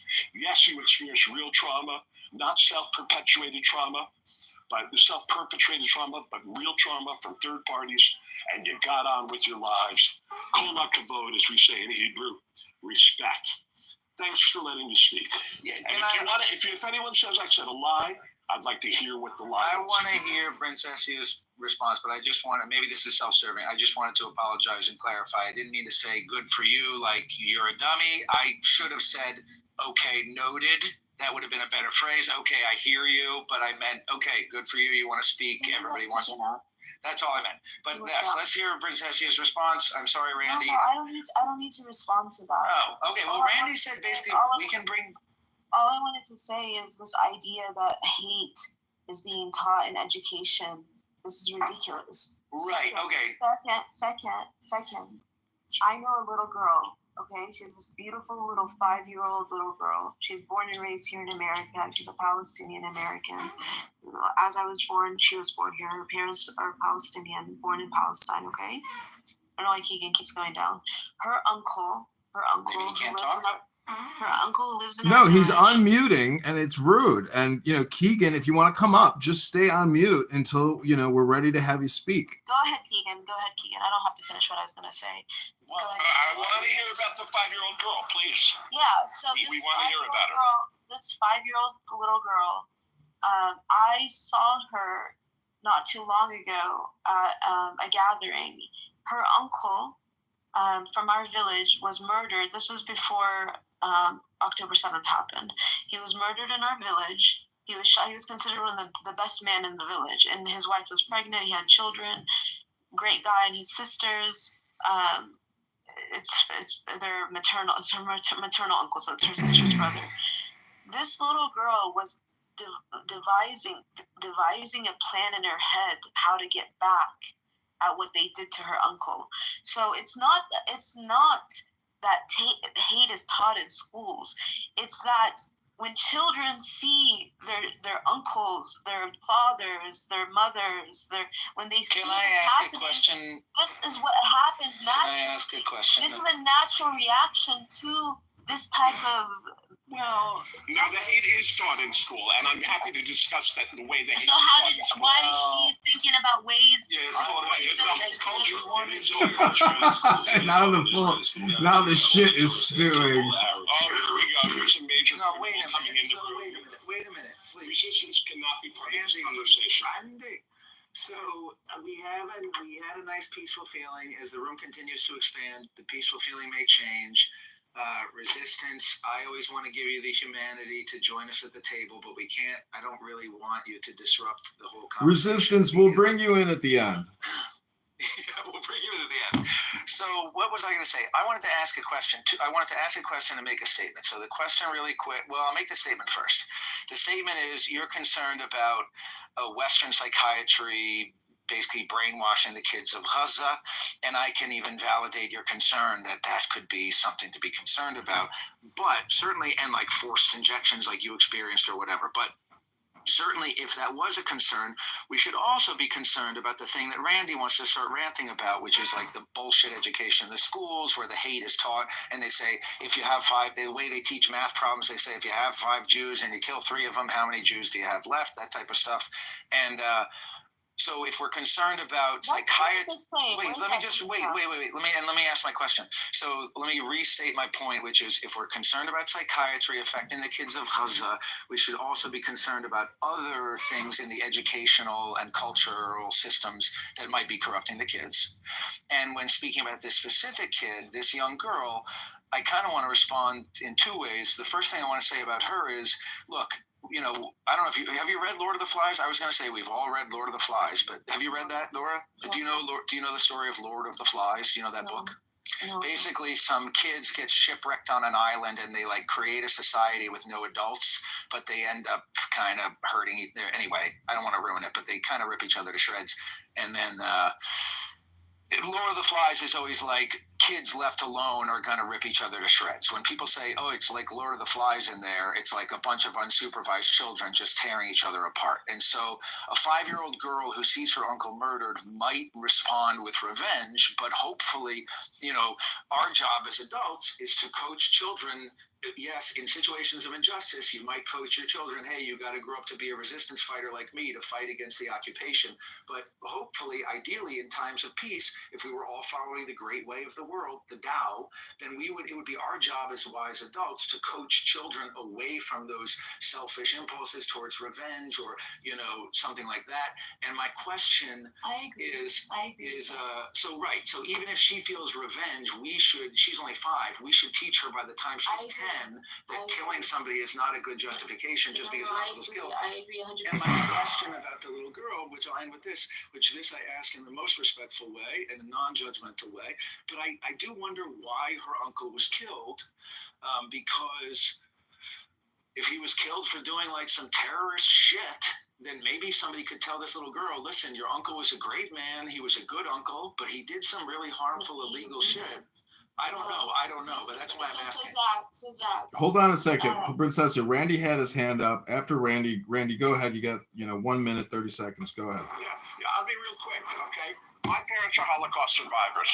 When I was 5, I said to my father, Dad, we have to do something to the German people. We have to get revenge. What they did to your family. Your mother was killed. Your brother was killed. I wanted revenge. And my father said, you're crazy. You're crazy. Don't do that. Don't think like that. Living well is the best revenge. And today, I don't walk around and say I hate Germans. Germans must die. I don't walk around because my parents gave me a proper foundation. These poor kids in Gaza, they're encouraged. Oh, you hate Jews? Fantastic. We have a whole program for you. You can become a leader here. Yeah, you hate Jews. That's great news. No, Nora, please stop attacking me. I'm trying to get my thoughts out. I'm not necessarily attacking you, but yes. I know. I'm making it a joke. I'm making fun of the way that she said I was going to attack her. My point is that thank God my beautiful father, rest in peace, told me don't seek revenge. Thank God my parents didn't fan the flames of hatred. Thank God they worked hard, created a great life for me in America, leaving behind houses, unimaginable wealth in Poland and Europe. My mother was saved by her nanny who hid her under her bed. Yes, they had wealth, but they don't sit around talking about it 80 years later. Their beautiful houses in Poland. They've moved on, and this is the beauty, the gift that my parents gave me. Thank you. I just don't want to get kicked out. Am I able to say anything here? Yes, please. Go ahead. Thank you. And at any point, you can kick me down because you feel like I disrupted the conversation. But what I wanted to say to Randy is, number one, he's made a few points that just are inaccurate, which is that, number one, right, he said, well, good thing the Holocaust survivors don't, talk about and try to, the way that the Holocaust was and seek revenge, right? We have the Bolsheviks in Russia who killed well over 7 to 8 million Germans post-World War II. You have Germans still being imprisoned to this day. A 98-year-old woman just last year was imprisoned for her involvement in the Holocaust. So, the idea that seeking revenge hasn't been a way of the Holocaust. We can just look at how the UN and how NATO seek revenge on Germany. But Keegan, he's talking. She's not in an Israeli jail. She's in a German jail. The Germans She's in a German jail. Well, if I may, it's not Keegan. the Jews getting revenge. It's the Germans criminalizing. Right. And so to them about it. and what I Wait, hold heard on, from Zach. One Randy- sec. Did Sorry. you not hear his point, Keegan? His point is don't live your life with hate. The best revenge is success and peace. If you're going to spend your time, your life, essentially neurotically thinking about this, talking about this, it's a you problem. Yeah, no, I completely agree. And I think that when we see what does success look like, right? And when I look out at the world and you're saying, well, the Jews have done is just seek success now, I would say that a lot of them do have a hatred towards of what Germans did in the Holocaust, and what that's true. That's normal. That's true. many Right. Europeans did to them. Keegan. And so, but I'm just saying that you guys are acting like. No, wait. Quick, and then real quick, I promise. You're gaslighting though. When you say you're acting like, okay, finish it up. But I'm going to respond and tell you you're a gaslighter. I understand, and I may be so. But 2 sentences here. When I see the world, all I see is many Jews, and I'm not saying, again, not as a collective, but rather as individuals acting of their own accords, are hateful and vengeful over many Europeans. Okay. They seek to destroy. Okay, wow. Can I respond? Can we get an example of that? An example of what he's talking about? Can I say something? Yeah. One quick thing. Yes, I want to hear from. Is it Ellie and also Resistance? Yeah, Ellie is good. Ellie or Eli. But wait, let me say something to Keegan really quick. Because Keegan, what I heard from Randy is not what you heard from Randy. What I heard from Randy is that the Jews don't carry their resentment or hatred towards the German people. The Jews have forgiven in general Germans. And two What about things. Nazis? Let me finish. I'll let you finish. So I think that the Holocaust is invoked in certain scenarios to this day, usually when there is an attack on Jewish people. Like they said, October 7th was the worst attack on Jewish people since the Holocaust. So there we go. We're talking about the Holocaust again, but we're not perpetuating the hatred against the German people. And you're saying this woman was prosecuted, 98-year-old woman. Maybe she was prosecuted by Germany. Maybe she was, I don't really know the circumstances of that. But what I heard from Randy is more like what Mr. Wisdom book said, that they're not carrying their hatred over to the German people in the same way that the Palestinians are still targeting basically Jews around the world. But Zach, Let's go to Ellie and then go to Resistance, because let's take advantage of the fact that Resistance. Wait. Let's acknowledge that Resistance is in a good mood today, and let's not push him over the edge. So let's go to Ellie, and then we'll go to Resistance. Amber wants to talk to you. So my point is, I think the focus on Bolsheviks is very interesting, because that kind of implies that the Bolsheviks have been Jews, which is historical illiteracy, and just feeding into very convenient conspiracy theory about it. If you check what percentage of Bolsheviks have been Jews, you will see, there have been some, and mostly it's been Russians. So, and Ukrainians and whatever. Stalin was not Jewish. It doesn't matter. Obviously Stalin was not Jewish, and the Bolsheviks have not been Jewish as a whole. And when they went and fucked over Germany, it was not. It was kind of in revenge, but it was in battle.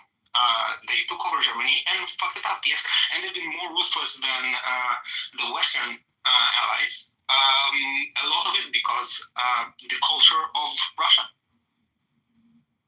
and not because of the culture of Jews. But he specifically said that Jews had fucked over Europe. That's what Keegan said, and I'm still waiting for an example of it. Well, I was trying to give examples, Zach, and I can give examples right now. Now that it seems like I have time. Hirschfeld, a German Jewish. We're dealing with a ticking time bomb. That's all I'm saying. Yeah, exactly. That's kind of what I'm saying too. It's like a ticking time bomb. So give us the example. Give us the example. Sure. Hirschfeld, a German sex psychologist who was was pretty much the head of the transgender movement in the 1930s, moved to America because he was kicked out of Germany by the Germans, of course, by Nazis, and it started. He actually started the department at NYU for what's the sex inclusion or whatever, and truly he was the head of the movement in New York for transgenderism, which is, I believe, has dismantled our society, our culture in ways that. That's your best example of Jews weakening Europe. Give me your best example of Jews weakening Europe. That's just one. All right, give me your best one, bro. But that's Keegan. That's not even Jews. That's one doctor. Exactly. I know. We're waiting for your best example. We're waiting for your best example. Again, I think you guys got mad at my. So I said individuals, not the collective. I don't blame the collective of Jews because the collective, but I said individuals are vengeful, and I'm saying the individuals have been vengeful. I'm waiting for your best example. So like the woman who was imprisoned at 98 years old was imprisoned by a Jewish prosecutor, right?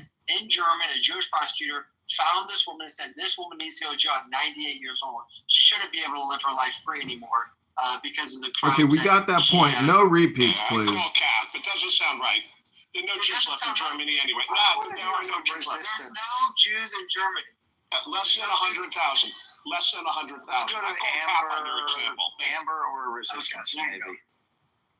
Yeah, I'd like to speak in Okay, you got 1 minute. You got 1 minute resistance. I'm timing it. Go ahead. Yeah, I would like to point out the biases because you guys told me that when you claimed I interrupt, but Randy's allowed to just keep coming off the mic and interrupting when people talk. It makes life. Because I'm not a criminal like you. No, you're just a pedophile. All right, no problem. Okay, you're going to the go. Going to the go. By resistance. Yeah, I know you guys. I was gonna give you 1 minute, but now you're going to the audience. You're not even black. How can I be racist? You're not even black. Okay, next speaker, Amber, Abby, somebody who hasn't spoke. Go ahead. Hey, I just wanted to speak to Randy's point about the whole, holding on to resentment and not moving on and just kind of dwelling on things. And what I wanted to say was, the Holocaust, I mean, of course it happened. It was terrible. We still talk about it. It's there in history books. We acknowledge it as a great injustice that was done. The difference with the Palestinian issue is that it's not in the past right now. It is very much in the present. So it's not like we're dwelling on a past situation that happened. It's like a continuation, it continues to happen, right? So I think it's not a matter of dwelling. It's more, trying to do something about it. They're pretty helpless. Israel, as we all know, is being really backed up financially and in every way with foreign governments to basically subdue a population that doesn't have the same resources. Yeah. But wait a minute, you haven't heard of financial support for Gaza, for West Bank, for Palestinians? Do you know how many hundreds of billions of dollars have flown into their hands to help support them? Right, there's something that is consistently not acknowledged that I tried to say, and then Randy tried to say, and we just nobody ever acknowledges it, which is that the Palestinians and much of the Arab Muslim world hates the Jews, and they don't want Israel to exist. They never accepted Israel even having a scrap of shitty land anywhere close to the Arab Muslim world. Their goal is not a two-state solution or even a one-state solution that involves peace. I mean, they talk online on Clubhouse all the time about the jizya and you're going to be a dhimmi and all this bullshit. And it's if they ever said, we want peace to live alongside our Jews neighbors and wave at each other and have a cultural exchange, that would be fine. But even on Clown House, everybody talks endlessly about the Jews and the genocide and all the oppression of the Palestinians, and nobody ever acknowledges that the Palestinians never wanted peace and have never wanted peace, and all their leaders say they don't want peace, and they always are committed to, they say we'd rather die fighting the Jews in the battlefield than ever accept peace or migration. And so it's basically like a big conspiracy that nobody is acknowledging. And I think it would be easier to have this conversation if we could acknowledge that. Hey, Zach. Yes. I don't deny that they are getting aid, right? There's like aid that's set up to go towards helping the people. But the thing is, a lot of it is also being blocked, right? Like there's borders being blocked. They're not letting it get in. People are starving to death, essentially. And I just feel like there needs to be a resolution towards that. Like, what's the point of aid if it's just going bad in trucks because it's not allowed in? There's like IDF soldiers literally. I think the Hamas rushes in and steals the aid and starts shooting people. There's like videos of them rushing the trucks and shooting people. They control it. They get the aid. Hamas gets the aid, then sells it for profit, and the people starve. Although I tell you, I see a lot of footage of these markets in Gaza right now. I'll tell you one thing: the carnivals that they had when they released the Bebas bodies, the people don't look like they've been through a genocide. When you look at the Holocaust and you see these people, they're wiped out for years. How many people were in that video? I don't know, 1,000? 200. Okay, so what? So they're feeding those people, those children who were out there celebrating? No, there's 2 million people. People in the north don't have access to clean water, but this is irrelevant. That the whole idea. They were supposed to evacuate the north because the north is where. Let me just finish real quickly. The idea that we're dwelling on the past is funny, coming from people who say this was promised to us 2,000 years ago and we never forgot. No, it's not about promise. It's about archaeology. It's about if you trace the world. But why not move on? Like you had. Wait a minute. I was responding to what you said. If you trace the world and find the earliest evidence of Hebrew writing, it comes from the land of Israel from a few thousand years ago. And so the Jews had a diaspora like other diasporic people, and they were scattered to the ends of the earth for thousands of years. And then eventually it culminated with the Holocaust. And that's the story of Israel. They said, where are we going to go? Should we go to Uganda? No, we might as well go back to where the earliest Hebrew tablets were found. That's the land of Israel. Let's go there. So originally, 2,000 years ago, it was because the Jews said that God gave them the land, but the reality is, where are the Jewish people from? Whether they thought it was because God gave it to them or that's just where they were when they developed their cultural identity, that's where the Hebrew writing is from. So that's why the Jews want to go there. I understand, but you guys were coming before the Holocaust, first of all, and a lot of Jews actually purchasing land from rich Arab landowners. That's how it was created. Okay, Zach, let's just give Jack. I'm going to give you Jack. Idea that you never forgot. Jack, I'm going to give you 60 seconds. Say whatever you want, and then we're going to move on. Go ahead. Yeah, the idea that you guys never forgot. 2,000 years later, you were dwelling on it. Hey, this is where we're from. This is we got to go here. We got to go here. It didn't start with the Holocaust. Started decades before that. And the other idea that Palestinians never wanted peace, dude, like this is tired and old propaganda. Netanyahu has been bragging about killing the two-state solution for about 2 decades now. But the Palestinians have been fighting for 80 years. I'm trying to get this in 60 seconds. Yitzhak Rabin was literally murdered by an Israeli Jew to kill the peace deal. And the Palestinian Authority literally recognizes the state of Israel and says they have a right to exist. So whether the people accept it or not, the representation, the representatives of the people did, and you can say whatever about Hamas, but Netanyahu he's not an idiot, and he's very smart about how he's playing these politics. And his whole goal, and the Likud party's goal, is to never make a deal and have control over the land from river to the sea. It's literally in their charter. Well, I wish I could say you have game respects game. I mean, but I agree with you. I think Netanyahu is a very intelligent human being, and in war and in peace and in politics. I mean, it's intelligence that wins the day. Awareness, mindfulness. Anyways, this is the Peace War Meme Podcast. Any other comments, questions, ideas, or opinions before termination? Yeah, one more thing. Randy said that Jews never saw it to get revenge, but who was that one Jewish guy? Forget his name, but who was it? He did not say that. Wait. It was the guy who literally hunted Nazis around the world, Argentina, went all over to try to find them, and as he should have. I mean, those guys were war criminals, right? I meant, yes, certainly. What was his name, Randy? I forgot. I don't know. I can't do your research for you. But yes, let me be clear, because you're twisting my words. Certainly Israel tried to catch the top Nazis. No, without a doubt, the people with millions of deaths on their hands. I know, don't deny that they tried to catch the top Nazis, but what they didn't do is, they didn't try to poison all of Germany. They didn't go to the Olympics and shoot up random Germany. I'll finish. Yeah, they didn't rockets to Germany. Yeah, they didn't go to the Olympics and shoot random German athletes like the Palestinians did. They didn't hijack planes that were going to Germany and kill random people. They didn't go to cruise ships, push Germans off of ships. They had a very targeted approach to the Nazis. I hope that clarified it, Jack. Thanks.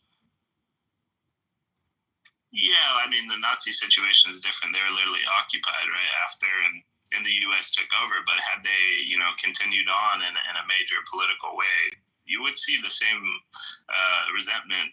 And, actually, the Nazis actually acknowledged their crimes afterwards. The Israelis haven't. And I don't think they ever will, to be honest, because they just don't see the things they're doing as crimes. Because they're not actually. Big difference. The Nazis were defeated. So there's your answer, you dummy. I just said that. It's the nature of the crimes, too. I mean, please. Israel's basic crime is existing. According to Jack, it's the mere existence of Israel that's the major crime. The existence of a Jewish state. The Nazis' crime was not existing. Zach, do not bring resistance back up onto this stage. Anybody who comes up here and calls somebody a pedophile is projecting their own fucking sick demons onto other people. So resistance, you can live in hell, you piece of shit. Yeah, he needs to understand that there's repercussions of walking around calling people pedos. This is the way he was raised, and I'm sorry for him. But he can't behave like this with other people. He could behave like that with his parents and his family. I'm sure he does, but not with civilized people. Yeah, so next time resistance, say allegedly. Well, Thomas, he doesn't know what that means, that how's word. the baby? Hi. Very good. But we'll not hijack the room for that. Oh my god, let's change the topic. It's always the same shit anyway. Abby, what song did I have playing in that video? Yeah, I wanted to ask you that. It was something with The Traveler, some punchy music. Yeah. Oh, thank you. That's what it is. Yeah, it's Traveler by Chris Stapleton. Yes. I'll listen to it.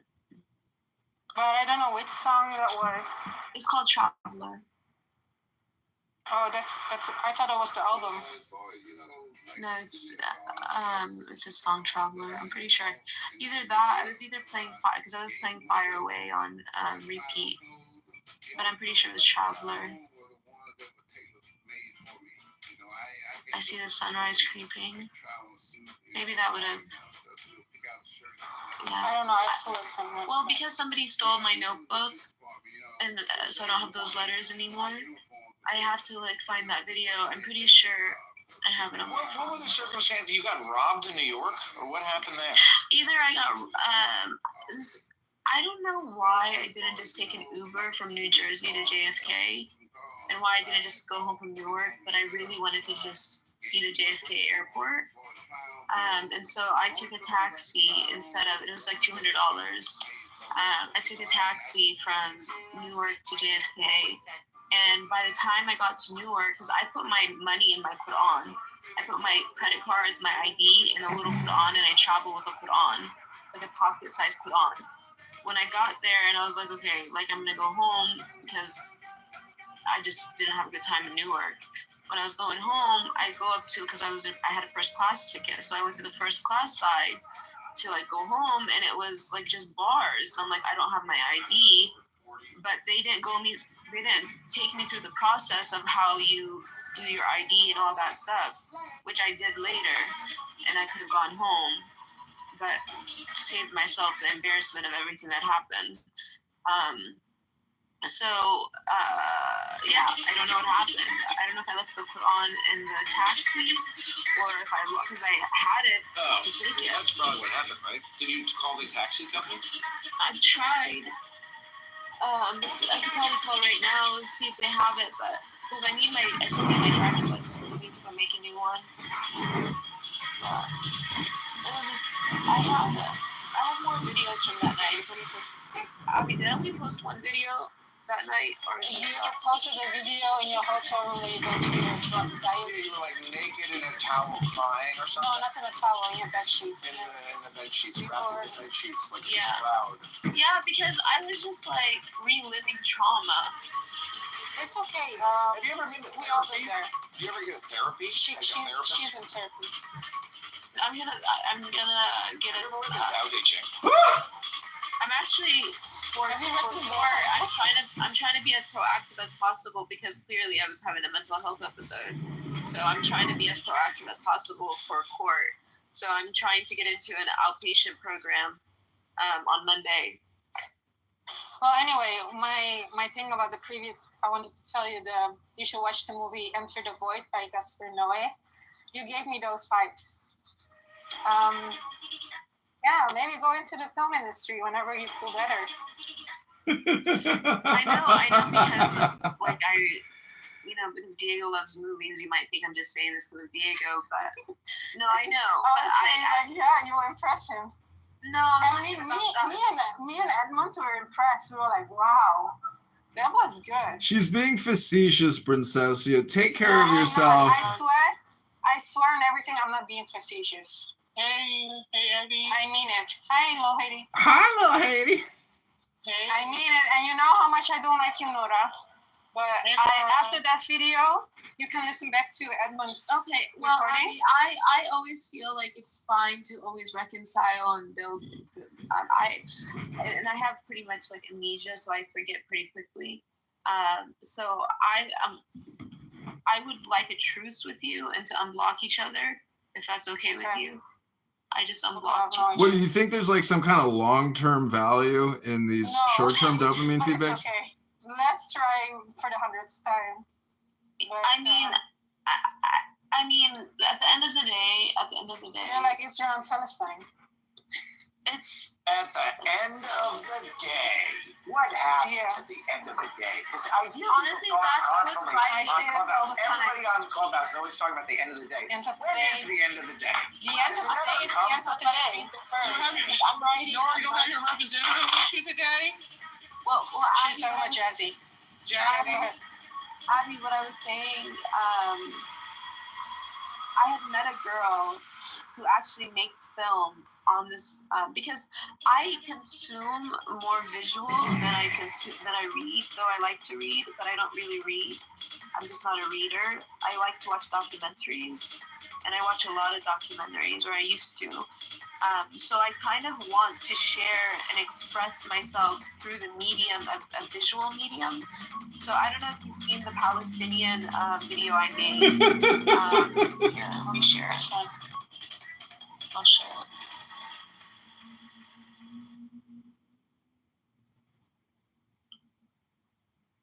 Don't you think even at this point that the Palestinians should just be like, all right, we're good, like no more fighting, we'll take this, we're good?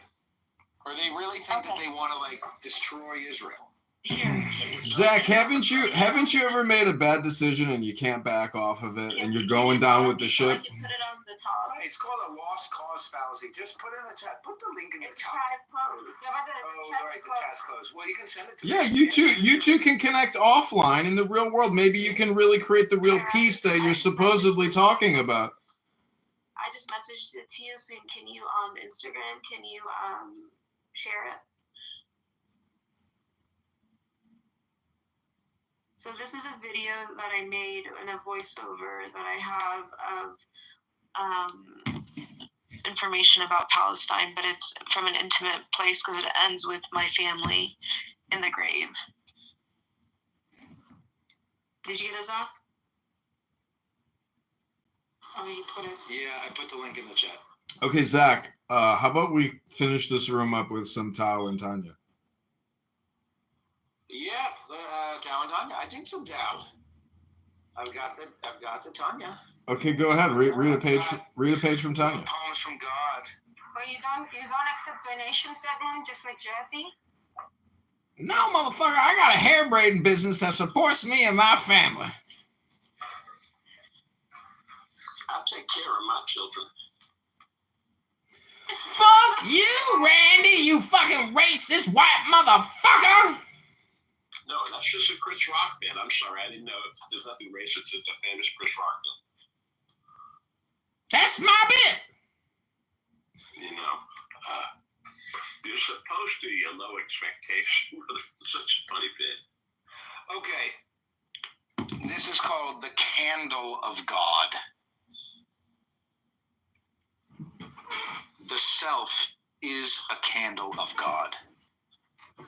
The self is a flickering flame, striving to separate itself from the wick.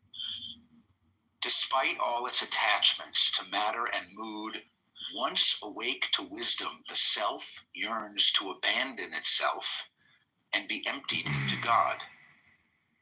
Self and selfishness cry, "Feed me." Yet even when fed, they are called dead, for they die without wisdom. As it says in Job 4:21. Wisdom gives life, Ecclesiastes 7:12, and rests even in the wicked. Wisdom gives life and rests even in the wicked. Though hidden from them by their obsession with the self, wisdom can be found, as it is written, "Then God awakened as one out of sleep," which is from Psalm 78. Note, the awakening of God is the waking to God through wisdom. At that moment, all shells become transparent, as it is written, "All nations are as nothing before God, and evil dissolves as wax melts before a flame." Now the commentary. God embraces all reality, even the ego, insisting it is apart from rather than a part of God, is not left behind. Indeed, God manifests as seemingly separate selves in order to shine the light of unity in the world of diversity. The true purpose of the ego is to become a flame of God, illuminating the presence of God in and as all seemingly separate things. Yet do not imagine as often the newly awakened soul does, that God is on one side rather than the other, or that God is other than the shells of self, the needs of the body, or the passions of the heart. God is all of this, and the ego must feed them. But the awakened soul must feed them with wisdom, not hatred, with wisdom. The awakened soul, or neshama, the ego, must feed them with wisdom. That is, it must uplift the physical and emotional dimensions of life in service to the whole. Think of how different that is than Psalms 139, which we read earlier, where it was like, God, feed my hatred. I think it actually said, feed my hatred or something. No, that was at the end. It was basically talking about Psalm 139 is about how God is everywhere. God knows you. God is in you. In the darkness, there's still light. Right. But at the end it says, "Do I not hate those who hate you? And do I not loathe them?" But on that subject, let's see if I could find. I don't know if I could turn immediately to it in the Danya, but there's a lot. Let me find one. Hang on, because it's like Nora. This is a relaxation. Just listen. Take a deep breath, Zach. When you read a meditation, you gotta tell people to take a deep breath. Okay.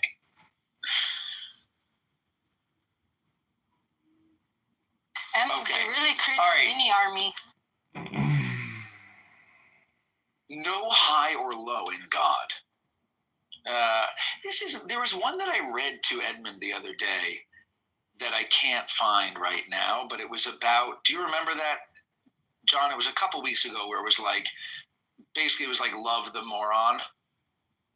It was like, you have to love the moron. I don't know. It doesn't make a difference. Just read anything. The show is wrapping up. Okay. All right. Take the deepest breath of the day. Hold it for 10 seconds. I see Debbie. I see Debbie. Release and say, I am a flower. I'm a flower. I'm a flower. All right. This is called bringing light into the darkness. Even in the strongest seeker or in-betweener, evil is never totally vanquished. Yet there are times, especially during the Shema and the Amidah, or when in deep moments of prayer, when you are completely surrendered to God, your intellect awash in sublime ecstasy and emptied in deep contemplation of the infinite spaciousness of the Endless One. At such moments, evil is overcome and nullified. When the ecstasy passes, the selfish passions return. The irascibility returns. The erratic behavior returns. When the ecstasy of prayer passes, the crash outs return, the outbursts return. When the ecstasy passes, the selfish passions return. Yet everyone is born with the capacity to turn these passions toward Hashem or God or Allah. Everyone is born with the capacity to turn these passions toward God. As it is written, then I saw the wisdom surpasses folly, as light surpasses darkness, which is from Ecclesiastes. I saw that wisdom surpasses folly, as light surpasses darkness. Being smart surpasses being a moron, as light obviously surpasses darkness every day. As light effortlessly defeats darkness, so wisdom effortlessly defeats being a moron. The in-betweener effortlessly defeats evil, yet the negative thoughts continue to arise. So Psalm says, do I not hate those basically who have negative thoughts? If you don't love God, you have negative thoughts, I hate you. I loathe those who do not love you. But this book says, when the ecstasy of prayer passes, everybody has selfish passions that return. But when you have those passions, you can turn them toward God, as it is written, do not dwell upon such thoughts, but thrust them aside with both hands, countering the selfish with the selfless.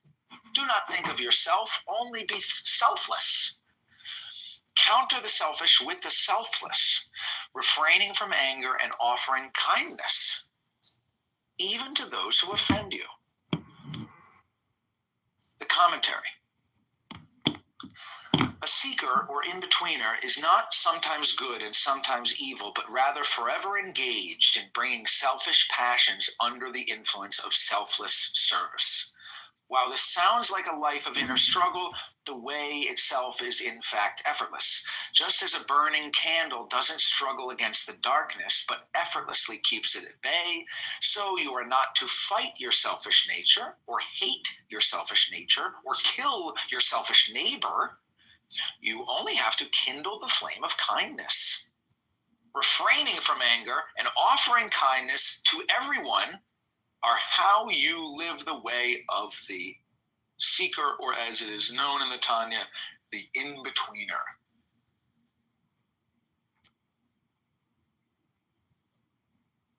Oh, well, thank you for reading.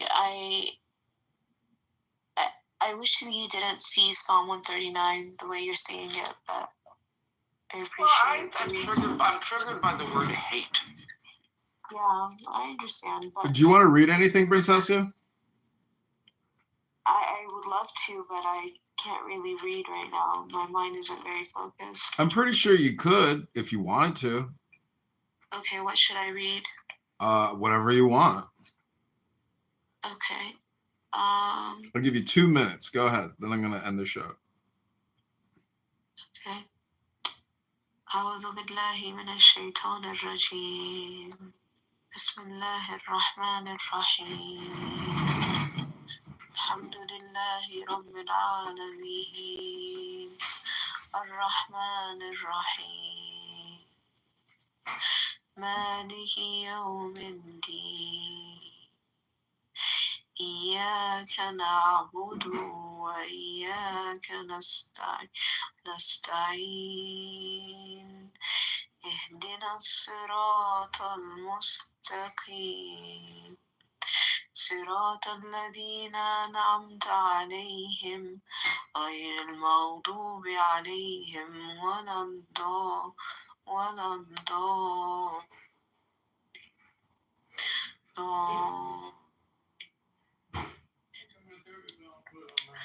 بسم الله الرحمن الرحيم إنا أعطيناك الكوثر فصل لربك وانحر إن شانئك هو الأبتر. بسم الله الرحمن الرحيم قل أعوذ برب الفلق من شر ما خلق ومن شر غاسق إذا وقب ومن شر النفاثات في العقد ومن شر حاسد إذا حسد. بسم الله الرحمن الرحيم قل أعوذ برب الناس ملك الناس إله الناس من شر الوسواس الخناس الذي يوسوس في صدور الناس من الجنة والناس. صدق الله العظيم.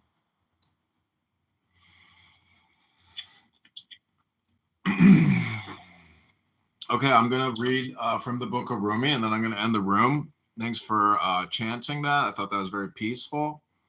And, I just hope more peace and love and joy comes into your heart, into your mind, into your life, because, the meaning of life is peace and joy and happiness. And, a lot of toxic people on this app want to destroy your life by essentially projecting their own disease, discontentment into your life. Take ownership of the communication and, take ownership of your life.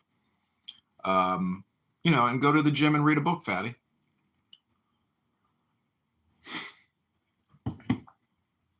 I'm joking, but I'm not joking, A book and the gym will solve a lot of your problems. Okay, I'm going to read you some Rumi, and then we'll do last comments. And then I will send you your therapy bill in the mail with a return addressed envelope. I don't pay for the stamp. You'll have to pay for the stamp yourself with your check for your free therapy session. And I hope you enjoyed it. This is called Inshallah. So take the deepest breath of the day through your nose. Hold it for 10 seconds. Let it go. Some people work and become wealthy. Others do the same and remain poor. Marriage fills one with energy. Another, it drains. Don't trust ways. They change. A means flails about like a donkey's tail. Always add the gratitude clause. If God wills, then proceed. You may be leading a donkey, no, a goat, no, who can tell? We sit in a dark pit and think we're home. We pass around delicacies, poisoned bait. You think this is preachy double talk? Those who do not breathe the God-willing phrase live in a collective blindness. Rubbing their eyes in the dark, they ask, who's there? This is called Thinking and the Heart's Mystical Way. A peaceful face twists with the poisonous nail of thinking. A golden spade sinks into a pile of dung. Suppose you loosen an intellectual knot. The sack is empty. You've grown old trying to untie such tightenings. So loosen a few more. Why not? There is a big one fastened at your throat. The problem of whether you're in harmony with that which has no definition. Solve that.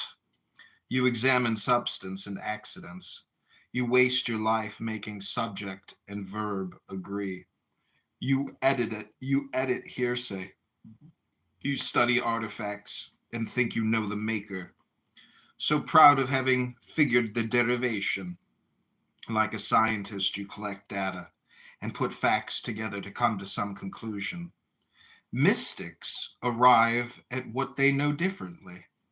They lay a head upon a person's chest and drift into the answer. Thinking gives off smoke to prove the existence of fire.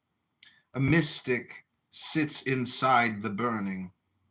There are wonderful shapes in rising smoke that imagination loves to watch. But it's a mistake to leave the fire for that filmy sight. Stay here at the flame's core. Okay, this is called Paradox. Paradoxes: best wakefulness in sleep, wealth in having nothing, a pearl necklace fastened around an iron collar, fire contained in boiling water, revenues growing from funds flowing out. Giving is gainful employment. It brings in money. Taking time for ritual prayer and meditation saves time. Sweet fruit hide in leaves. Dung becomes food for the ground and generative power in trees. Non-existence contains existence. Love encloses beauty. Brown flint and gray steel have orange candlelight in them. Inside, fear, safety. In the black pupil of the eye, many brilliancies. Inside the body cow, a handsome prince.